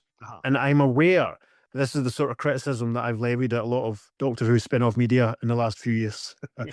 That mixing up random characters, while it can be fun sometimes, if you do it too often or without really establishing a good story, it really doesn't work. But I think this just about works. Before we jump to the letters for this issue, I have to mention one other cameo we had in this episode, and that was Ian Parr, who played the other victim in the jewelry store who was laughing himself to death. Ian Parr, of course, runs the Character Vault Comics Facebook group, and I've bought many a comic from Ian Parr. He's an absolute gent, and his comics are always great value. Actually, it was Ian that I got the Mr. Miracle Golden Age comic from. Wow. Ian, thank you for your service. Yes. yeah, just perfect. Thank you very much. See what you did there. Amazing. Right, so the first letter from issue 140 goes, Dear Editor, the cover of Justice League 136 was quite a spellbinder. The all-white background provided perfect support for the battling figures in the foreground. On the subject of battling figures, did everyone like the photograph I put on the socials with all my DC action figures lined up replicating this cover? Did everyone see that? I did see that. Yes. Good, that's all right then. And we loved it. Phew, that was 15 minutes of trying to get Dr. Light to stand up in my bath. There we go. Whoever this talented artist is, he has the right idea in creating a front space for a title with as many characters as this book forever supports. Instead of cramming every member of the cast into the picture, sporting only 3 of the 8 participating heroes in the front left the artist with a little leeway in whatever else he wishes to place in the illustration. Let's face it, with a baker's dozen of characters running around on the inside, it's better to select just a few for cover action, thus offering a simplistic, but not simple, and intriguing view of the issue inside. I'll buy a book like this every time. Kind of disagreeing with me, but I also see his point completely. Its regular correspondent, Scott Gibson, Pinehurst Drive, Evergreen, CO, and again, I can't remember where CO is. Colorado? Colorado. Thank you. Everyone will be yelling at me for that. Editorial response to Scott's. Will you prefer to judge 136 by its Ernie Chan Frank Giacoya cover? Our other correspondents do not. and serve up the reviews that follow, says Bob Rozakis. Next letter says, Dear JLAers, as if reflecting the uninspiring cover, JLA 136 managed to be of poor quality. I did like the splash of Crisis on Earth S for the giving of imitations of a well-strung together story, greatest detectives of 3 Earths, and so on. If those plot aspects had been stressed, those of searching the Earth for clues, the issue would have held together much better. As it was, we were given a never-explained volcano disaster in the Rockies, a confusing come-together of the Joker and the Weeper, and then finally, we get into the story. I must admit that some nice things happened, like the juxtaposition of the Shade and Dr. Light. Then there was the partner switch of the aerial heroes, with Hawk Girl and Bullet Girl wagging off on their own with nary a word of protest from their hubbies. And the confusion over the Marvel family's powers was a good touch too. But the battles were a disappointment. The villain's prowess was hardly proved. Both the Shade and Dr. Light have done better against other, more powerful foes. There were no spectacular photonic feats by Light, and no signs of the Shade's impenetrable barriers. Each deserved better than they were given. Pascoe and Bridwell could at least have given them a fighting chance. And that's from Glenn Rousum from Oakland, California. Next letter is obviously from one of Kenny's distant relations. Absolutely. It's Elizabeth M. Smith of 13224SC, in inverted commas, in Tacoma, in WA, which we all know is West Alexandria. Is it? No, I just made it up. It is now. Yes, exactly. So, Cousin Elizabeth had to say, the villains, for the most part, were familiar and pleasant. Except for Kull. They were just that. Pleasant. Kull was a little scary, but he was just about the only one. The Joker was cute, and Shade and Dr. Light were like children frolicking in the sand. Ho-hum. I hope the last struggle with King Kull is going to be a bit more exciting than this. The gigantic struggle you're trying to portray has thus far fallen on its face, and in this case, it smashed its nose. Wow, harsh. Yeah. Editorial response reads, considering the homicidal tendencies oft-time displayed by the likes of the Joker and Dr. Light, how can you possibly consider them pleasant? Final letter we're going to read from this one says, Dear Julie and Bob, Dick Dillon and Frank McLaughlin were in fine form in JLA 136. The splash page was quite good. It's amazing. And so was the rest. I was pleased to see an undetailed Billy Batson, since he is supposed to be simple in illustration. That's a fair point, actually. Mm-hmm. And the old Joker was very interesting too. Bullet Girl and Hawk Girl were beautiful as ever, and all of the heroes looked great. E. Nelson Bridwell and Marty Pascoe served up a good script too. I particularly liked the fact that instead of having one heroine in each group, the two gals worked together, alone. It was quite a change of pace, and I really enjoyed it. And using Dr. Light and the Shade in conjunction was a nice twist. There's always a twist at the end. The ending gives me a good idea of what will happen next issue. I'll be expecting Johnny Thunder's friend to show up and being a magic lightning bolt itself. And that's from Scott Taylor, 103 Markham Place, Portland, Texas. Did he have one in the last one? I can't remember. And Bob Rozakis' response to this is... Clever deduction, Scott. One that your fellow readers, Mike White and Bruce Schroeder, also made. And for being so smart, you'll all get a free tour of the Rocket of Eternity next time you're there. There we are. Amazing. Is that also the first Earth 2 mention of that character from Peanuts? Schroeder. It could well be. I think it is. I think you're right. Before we move on to the next issue, there's one thing I'd like to point out from this one that I've only just realised. In this issue of Justice League of America, only one member of the Justice League of America featured, and that was Hawkman, because Hawkgirl was not yet a member of the League. So only one Leaguer appeared in this issue. Yeah, it's crazy. It's like the fact that you didn't have a speaking part in the first chapter. It's mental. It's back to that old thing of putting Batman front and centre on the cover to try and sell it. Yes. But it's the wrong Batman. Interesting. Can I make my joke again about the Shade going for Robin's shin because it was his Achilles heel? Yay. So, issue 137, I have my second alternate copy in my hand as we hear. Mm-hmm. And as I hope everyone can see, Kenny's done a great job of cosplaying, as I suggested, cosplaying as King Kull.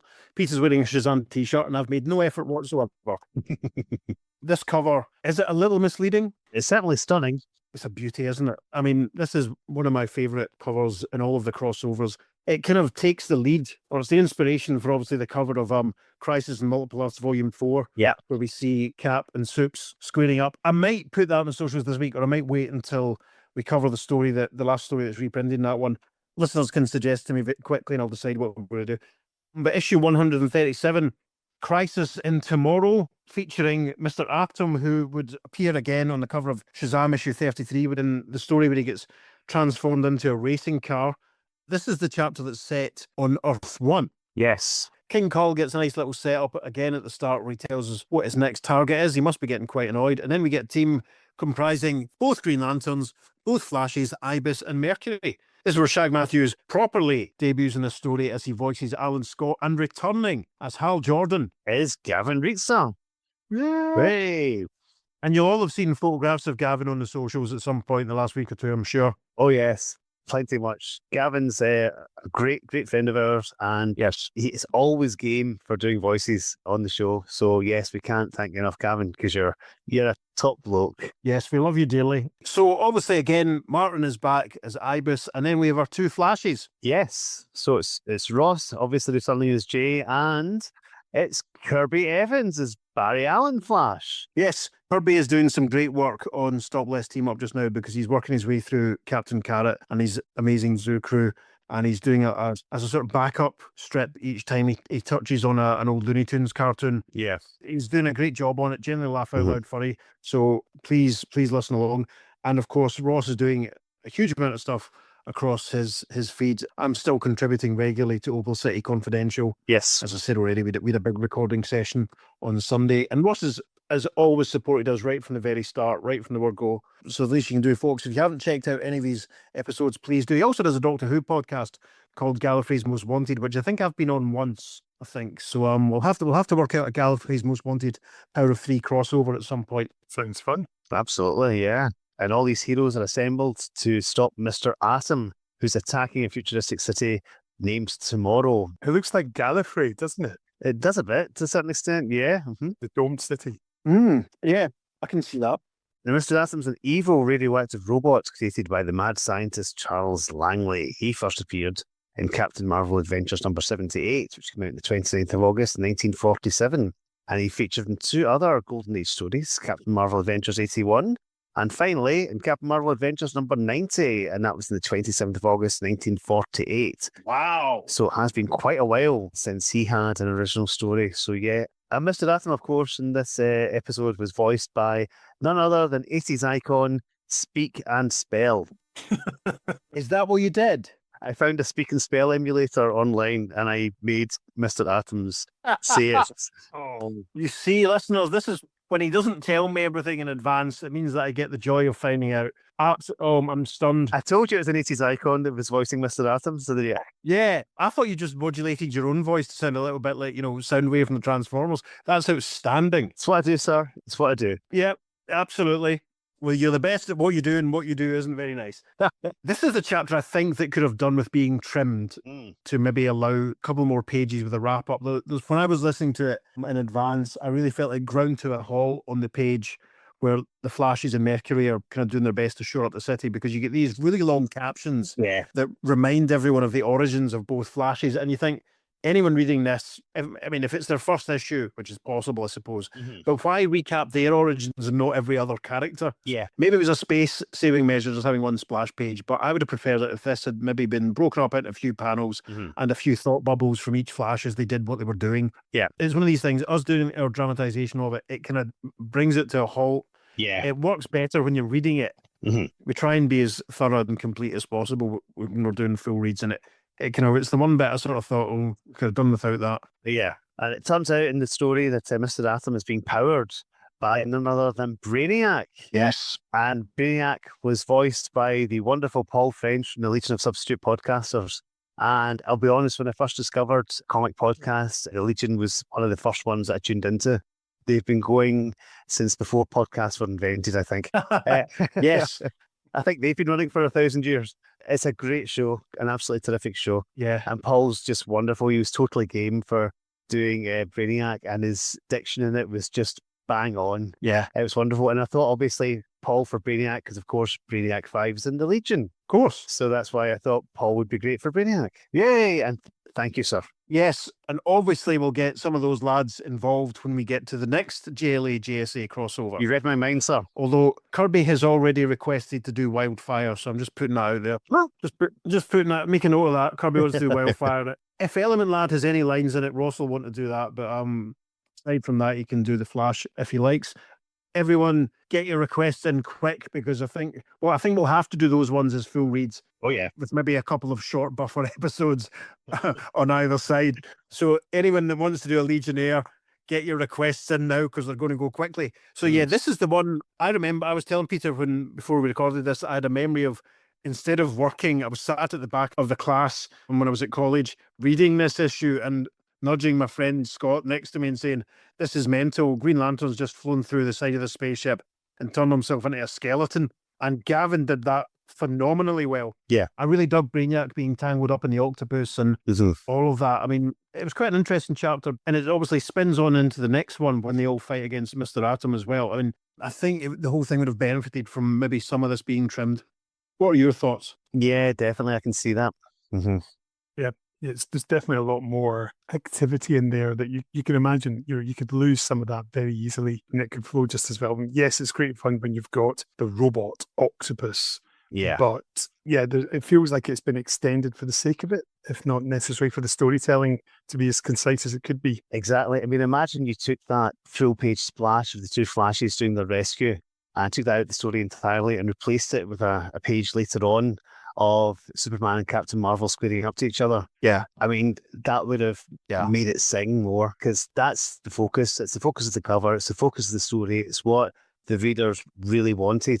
Yeah. As opposed to, as you said, kind of like the brief recap of their origins as they run about saving people. Yeah. Yeah, that would have been a much better choice, I think.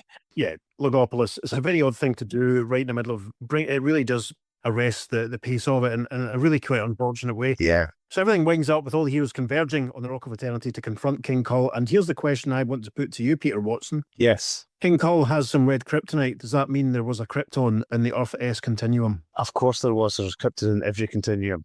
That's what I say.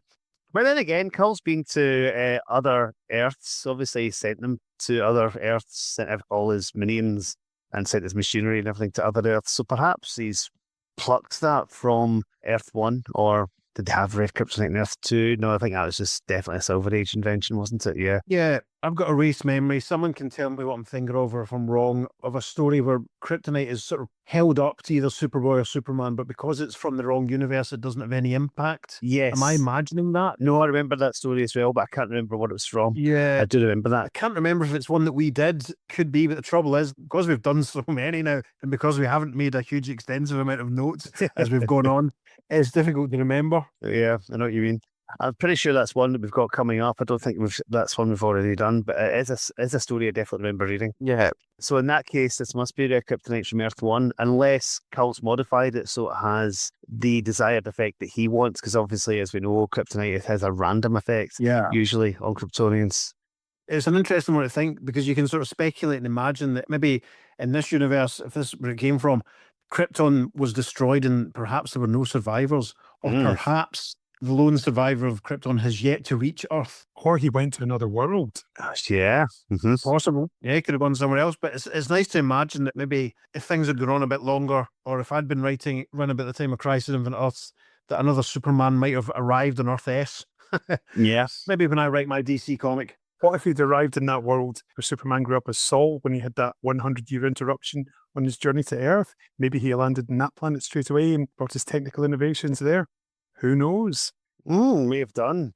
Kenny's remembered all our past episodes. It's wonderful. Yes, you can tell that Kenny's currently working his way through the back catalogue continuously, can't you? God bless him. We appreciate your downloads.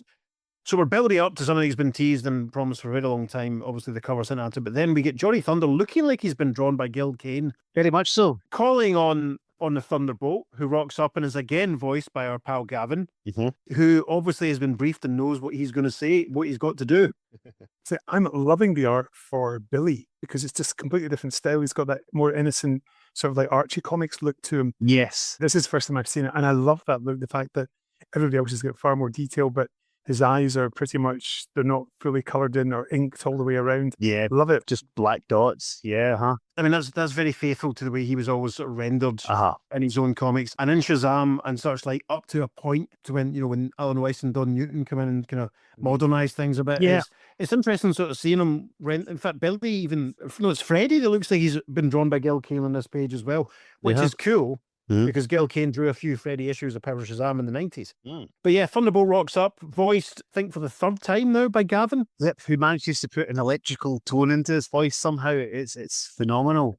And of course, as soon as he appears, he's like a lightning bolt hitting Mary, Billy, and Freddy and transforming them into the Marvels. Yes. Now, looking at that very first panel of Captain Marvel Jr., is his lightning bolt round the wrong way there? I think it is, mate. I think you're right. Yes. Oh dear. That's the rarest. Must be a bad Nesian side effect. Yes, there's a no prize in the post Yay. for Peter Watson right there. So this is cool. What's funny about this page is that months ago, Logan and Gavin were both in FP Glasgow, where Peter and I both work. So we took a photograph of Peter, Logan and Gavin pointing at this panel because obviously Peter voicing Captain Marvel and Gav voicing a Thunderbolt and Logan voicing Freddy, that they were all in these pages. So we took a photograph of some members of the cast. So if you haven't seen it in the social already, you'll see it on the socials this week, I'm sure. So yes, before we get to the main event, Billy, Freddy and Mary all rock up and deal with King Kull. In one panel. Yes, it looks good and it's the bulk of their dialogue, but it's very frustrating that it is so abrupt. I really feel that there should have been a couple of panels, maybe even a page, of them confronting Kull, exchanging some dialogue, Kull throwing some insults and some rage at them and explaining what he's trying to do, because the amount Kull gets to say and do at the climax of the story here is just appalling. Yeah. I was shocked when I was reading it for the first time and just thought, is that it? I Yeah. didn't even get a ooh or like the villain speech you would expect her to be. But Yeah. no, it's just a case of Yeah. punch the big red cheese, sorts them out, and that's him gone. And also, I noticed there's quite a difference between the Kull we get here, who's obviously quite a big, strong fella in the build of, for example, The Rock, whereas in the cover he might as well have been played by Danny DeVito. Yeah, I see what you mean. He's just very far away. That's it. Yeah. It's just the awkward angle that he's standing at. But no, you're right. Is it the biggest flaw of the story that, especially given that Kull has so much to say at the start and setting it up, Yeah. that it's almost like he's just dealt with off camera. It's like Captain Jack's farewell scene in that New Year's Dalek special he was in that one time. It's a bit cursory. Sure. And it's fine. I mean, the Marvels have been restored. Mhm. He's tried to prevent them. And so it makes sense that they're going to stop him. So, I mean, as we've said already 1,000 times, if we'd lost that page of Barry and Jay with their origin recaps, which is just baffling, Mhm. we could have had maybe even at least two big half-page panels Yeah. of Captain Marvel confronting King Kull. It would have been so much better. Yeah. So then we reach the main event. You get to have some lines with Elliot S. Magan, Woohoo. and Brandon steps back in as, for the first time, despite, after being teased in Superman 276 and hinted at in the Rutland episodes and probably teased in the pages of Mad Magazine, for the first time, Superman and Captain Marvel, the real Captain Marvel, Mhm. confront each other, and it is over in a handful of panels. Yes. Anticlimactic much. Yep. Captain Marvel and Shazam confer, and they've got a plan of how to stop Superman. I must say, that panel with their two heads, you've got Captain Marvel looking as basic cartoony as possible, and you've got a really detailed old man face in Shazam. Yeah. It's a really interesting dichotomy. It's wonderful. It's really good. Yeah. And of course, the plan is Superman's vulnerable to magic, so Captain Marvel's going to fly at him full speed, and at the very end, shout, Shazam! And have the magic lightning come down. Yep. This obviously was a big plot point in Mark Waid's Kingdom Come series, where that's how Captain Marvel basically attacked Superman and tried to take him out. Yeah. Obviously, that's inspired by this. Anyone who's read Kingdom Come and thought, oh, that's genius. Mark Waid's read this story. He knows how it works. Yeah, and it's really scary to think that we're now further away from Kingdom Come than Kingdom Come was from this story. Oh, gosh. Yeah, I mean, it's good because it works. It shocks Brandon out of his red kryptonite rage. Yes. And again, there's another shot of King Kull being sort of held in chains, which is good because it gives Alice and Logan something else to say. It's worth their while turning up. Mm-hmm. I mean, I love the idea of King Kull using kryptonite on Superman. That's a brilliant idea. I just wish it had been a little bit more, I'm repeating myself. I just wish there'd been a little bit more room. Yeah. It's interesting that Supes, after having met that other version of Willie Fawcett in Superman 276, gets to meet the real deal. Captain Thunder. Yeah, Is this the opportunity for me to post the Captain Thunder action figure on the socials? Who can say? certainly is. Obviously, in the future, there is the Superman versus Shazam tabloid edition and a number of issues of DC Comics Presents. So obviously, we'll be doing all of them in good time. Yay. So that was terrific. Battle, not even a battle, but a confrontation on the Rock of Eternity. It's a fascinating story. Overall, chaps, what do we think? I really enjoyed it. I thought it was great fun. Peter, I've absolutely loved your work listening to the edits. Oh, cheers.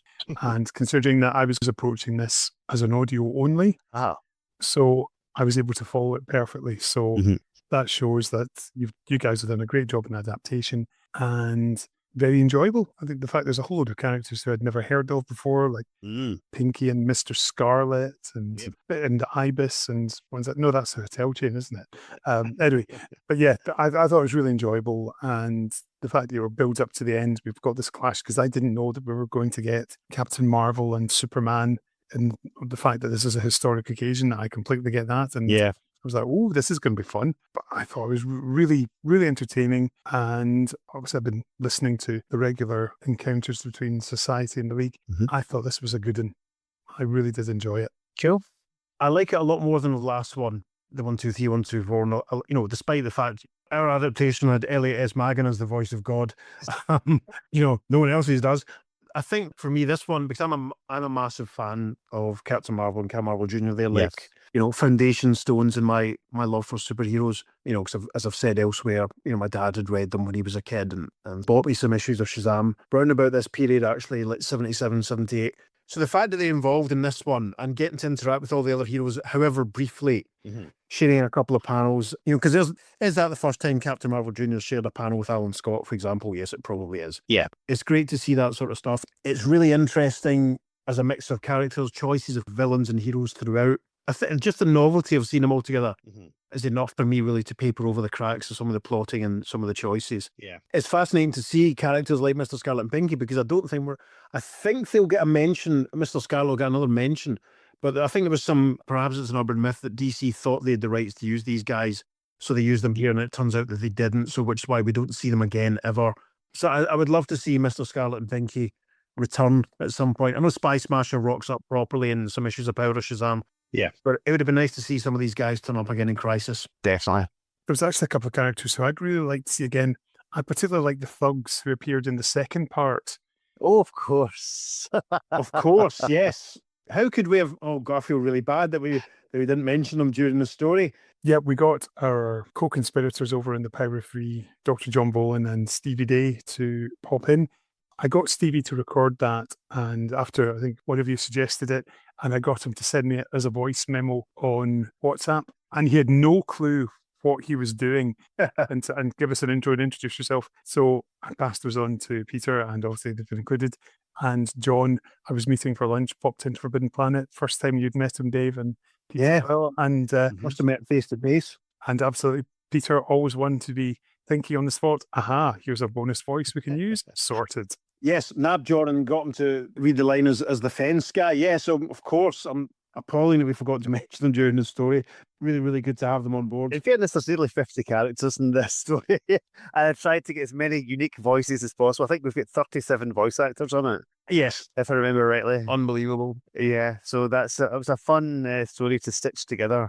I'm glad it was. I'm glad it was fun. I think part 3 had nearly 100 sound effects in it itself and stuff like that. So it's Ouch. I always feel that these stories are a heck of a lot of work, but I honestly think that the end product is very rewarding. And I entirely agree with you. This story actually made more sense in our performance of it compared to the actual just reading of the story. Sure. Because once you hear the audio and you hear how things are paced, the logic of the story kind of makes more sense. Sure. Whereas looking at the Claremont panel, there's far too much plot for Dick Dillon to try and draw in these pages. See, if it had been a 6-issue miniseries, it would have sang. The whole thing would have been incredible. Yeah. But it feels like it's been accordioned right down just to try and fit in the plot. And it does do it at the surface to a certain extent. But by telling it in a verbal way, as opposed to the speed you read it, it slowed it down enough to expand the plot, and you could fill in some of the gaps mentally easier than you could by jumping from panel to panel, thinking, "What happened there? Who's and why? Why is the?"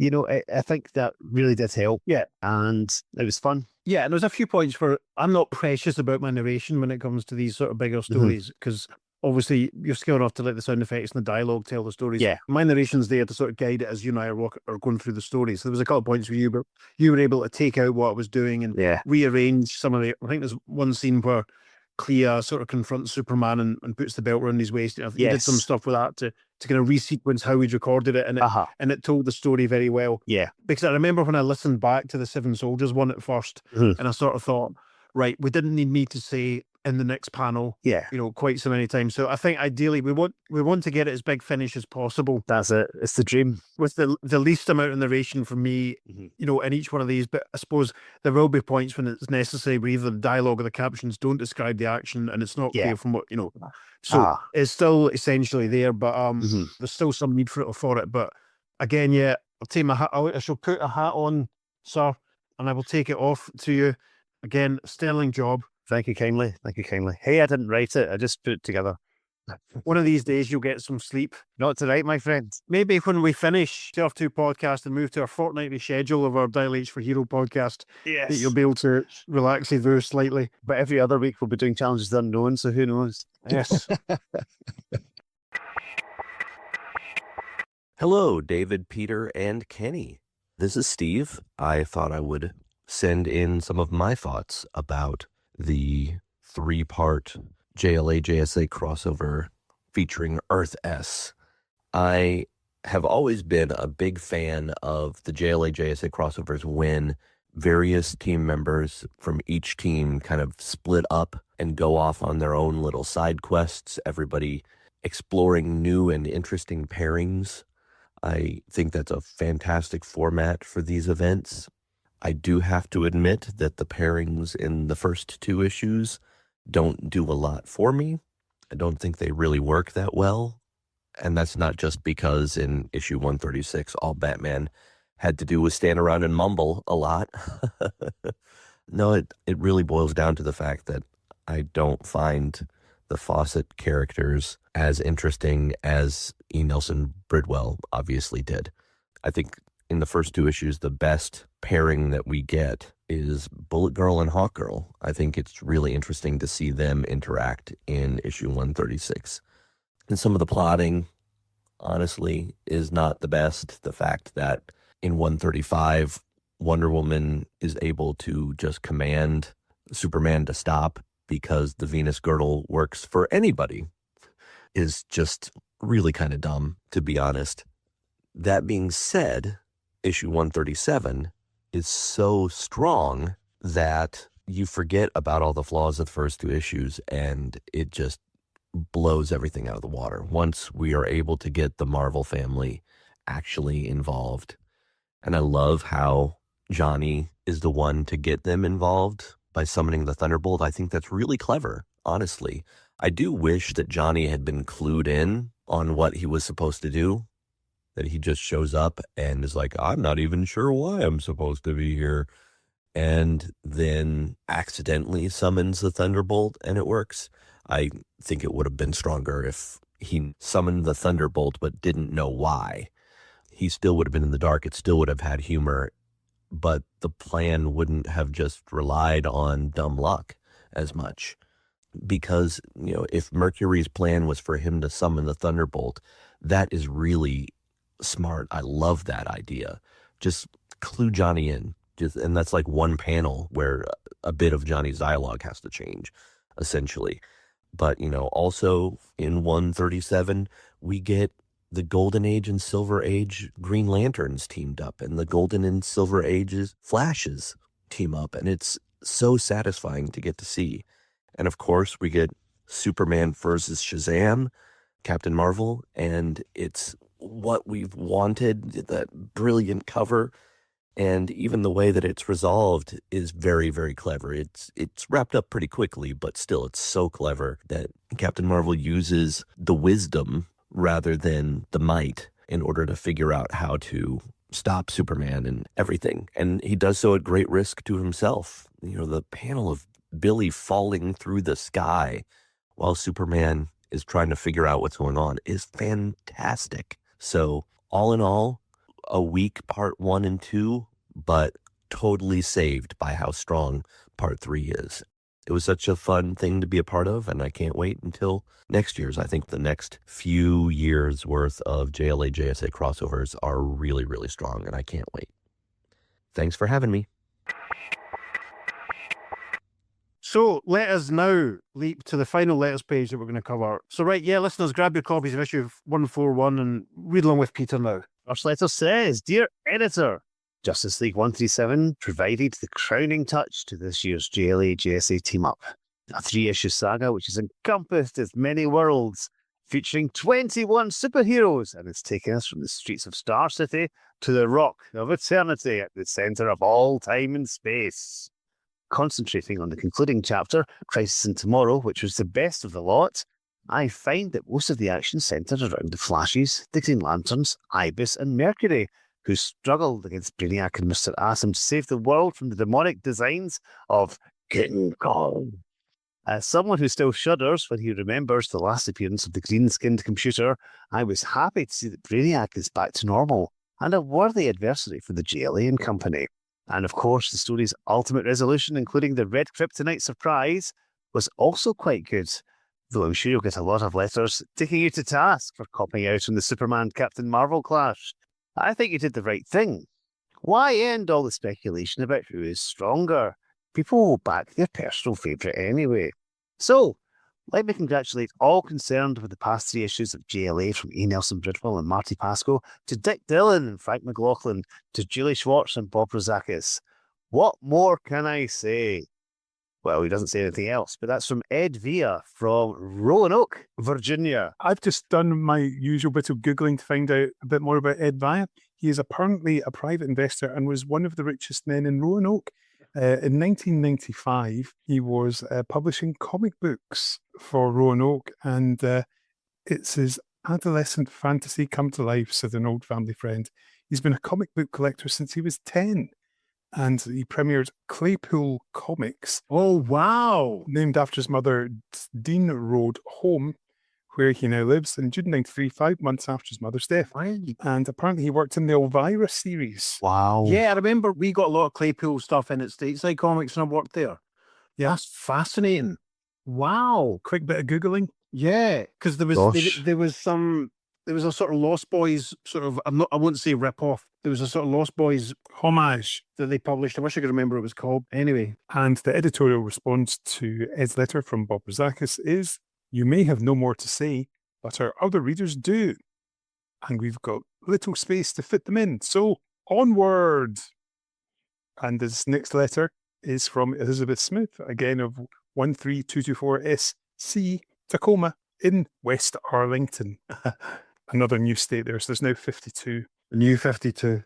Absolutely. Oh, very good. Very good. I wish I'd thought of that. The cover of JLA number 137 was great. What a possibility for a clash. Captain Marvel versus Superman? Can it be? No such luck. Those bright, gay colours were deceiving. Turn the page and stare at the splash. Crisis in Tomorrow began badly and continued that way.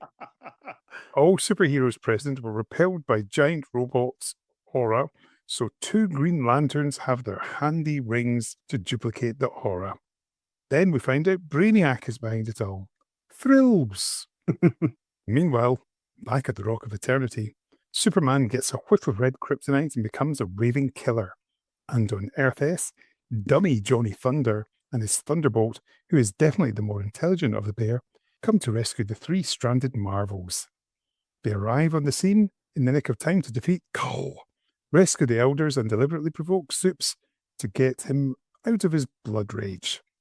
By turning back to Billy Batson, hoping, odds against odds, that the magic lightning will zap Superman back to his senses, Captain Marvel saves the day. And all the superheroes fly off into the sunset, into their respective universes, and away from this incredibly trite tale. The end. Finally, that's a bit of an odd letter, given that she's just summed up the plot and didn't really comment. But I think it was quite clear she didn't like it very much, which is hilarious. So, no editorial response to Elizabeth, sadly, but the next letter reads, JLA 137 is a comic no true collector can be without. I've got 2 copies, in fact, of course. In it are some of the oldest, most beloved heroes, along with some of the newer additions to DC's line. Here in one single publication, the products of many imaginative men and women come together for one great showing. What do we get? Several times our money's worth. We see the long-awaited confrontation of the 2 mightiest heroes ever created, the return of that strange red kryptonite to plague Superman, the god of speed aiding the 2 fastest men in the universe, and many other treats. Yes, E. Nelson Bridwell's ingenuity, Martin Pascoe's writing flair, Dick Dillon's spectacular drawing, and Frank McLaughlin's dazzling skills have brought us a classic we couldn't have imagined in our wildest dreams. Fabulous! And that's from Georgine Frayner, 12 Green Street, Trumbull, CT. Celestial Toy Room. Yes, Jinx. CT. You owe me a Where's Coke that going to be? or a Fanta. Yes. Where's CT? Ross? Connecticut. Steve? Connecticut, yes. Oh, I suppose it is, right. Mm. No editorial response to that one, so the next letter reads... The adventure in JLAs 135 to 137 appeared quite rushed. The attempt to squeeze so many heroes and villains and so much action into the little space tended to leave a lot of questions unanswered.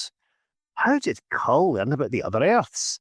I assume he contacted Mr. Mind on Earth S, who told him of his encounter with Lex Luthor in Shazam 15, or in the previous episode of this podcast.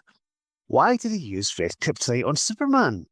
That stuff is so unpredictable, unless he got it from the Superman Revenge Squad, who have done extensive testing of the element and could give the Lord of the Beastmen exactly the type he wanted. And finally, the characterization of Freddie Freeman never makes it clear that he's a cripple. How come? Asks Larry Rockway from Massapequa, New York. Editorial response to Larry says, considering the number of heroes and villains in the story, is it really a puzzle why we couldn't concentrate on relatively minor matters involving the heroes' alter egos? And as for your other questions, you answer them yourself. So why demand an answer of Bob Rozakis? I like that. Asking it from the answer man. That's very good. So our guest will read the final letter. Absolutely. This is from Mike White, 207 West Fast, Mackinac, Illinois. He says, one thing that has always bothered me about these JLA, JSA team-ups is what happens after the battle is won. The heroes always end up flying away quietly with the knowledge that they've saved the universe. Again, nobody ever says, wow, was my opponent tough? How about yours? Or, gee, we ought to do this every year. Nor do they trade secrets on how they defeated their foes. Just once, I'd like to see someone say, you know, the Joker's a sucker for a right cross. Editorial response says, actually, the Joker's a sucker for a left hook. But we get the message. And now that we've got twice the space for every issue, we'll try to give you some of what you asked for. And that's a promise from Bob Rozakis. Yes, the JLA issues go giant very, very soon. Yes.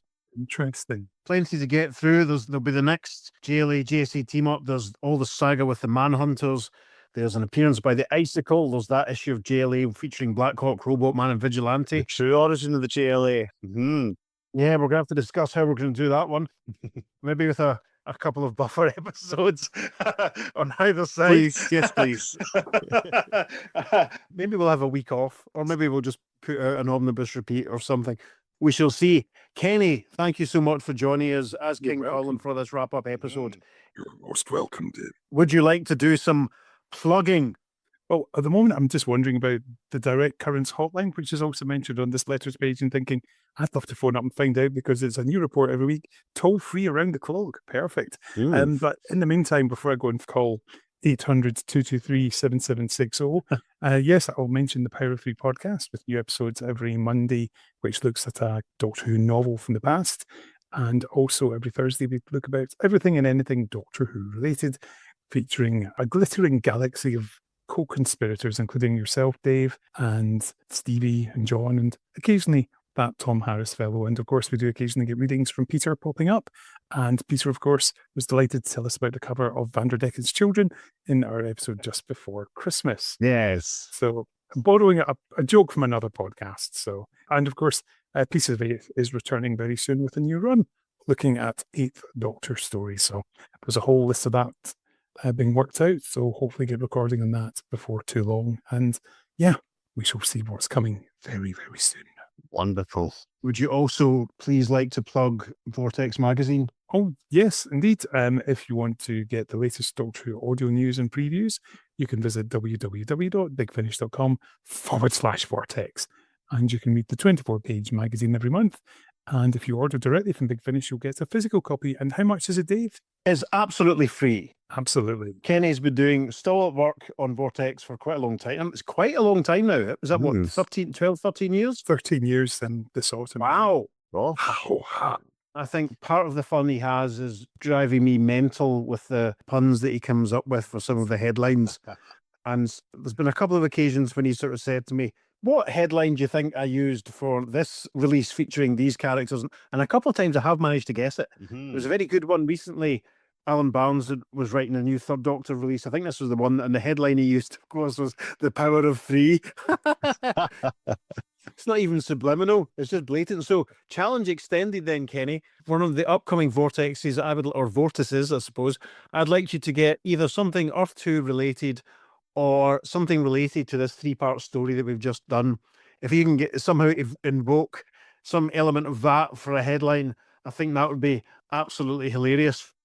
Challenge extended. And if I don't do it, then there'll be some sort of cull going on. hey. So again, Peter, sterling effort on these. Hopefully it'll be a little while before you have to do another huge epic. Oh, actually, wait a minute. No, it's not. It's next week, folks, pretty much. Yes. Yes. Next week, listeners, is our 300th regular episode.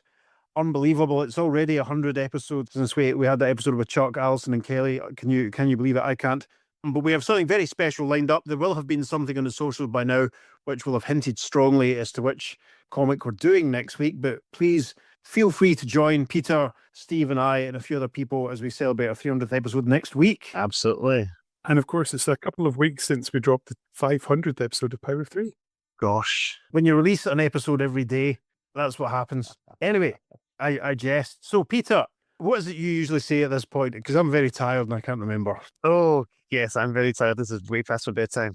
Well, you've heard what we thought of these stories. You've listened to our dramatization of these stories. But what do you think about these stories? Why don't you email us and let us know? You can contact us at the f2podcast@gmail.com. Make sure you follow us on social media because we're putting up some lovely bonus material for this. And of course, every episode, David does a wonderful job of that. On Facebook, Instagram, and Blue Sky, we're at the F2 Podcast, and on Twitter, we're at podcast_F2, and it is, of course, the number 2 for all of our socials. It certainly is. As I always say at this point, if you're enjoying what we do, please consider going to wherever it is you receive your podcasts and leaving us a positive review, or consider visiting our coffee page where you can buy Peter the price of a beverage as he sits in Cafe Road in the early hours of his working day, editing and creating and bringing all these wonderful, polished productions to life and bring them to your ears. We're all very grateful that he does it. So thank you. Oh, thank you, sir. Kenny, again, thanks for joining us for this one. We'll get you back to do another voice for us soon, I'm sure. I think Dr. Midnight's got a quite substantial role in the JLA JSA story for, I think, 2 years' time. So watch out for that one. In the meantime, I've been Peter. I've been King Kull. and I've been David. We'll see you again very soon on The Earth 2 Podcast. Transmatter Cube activated. Return coordinates set for Earth Prime.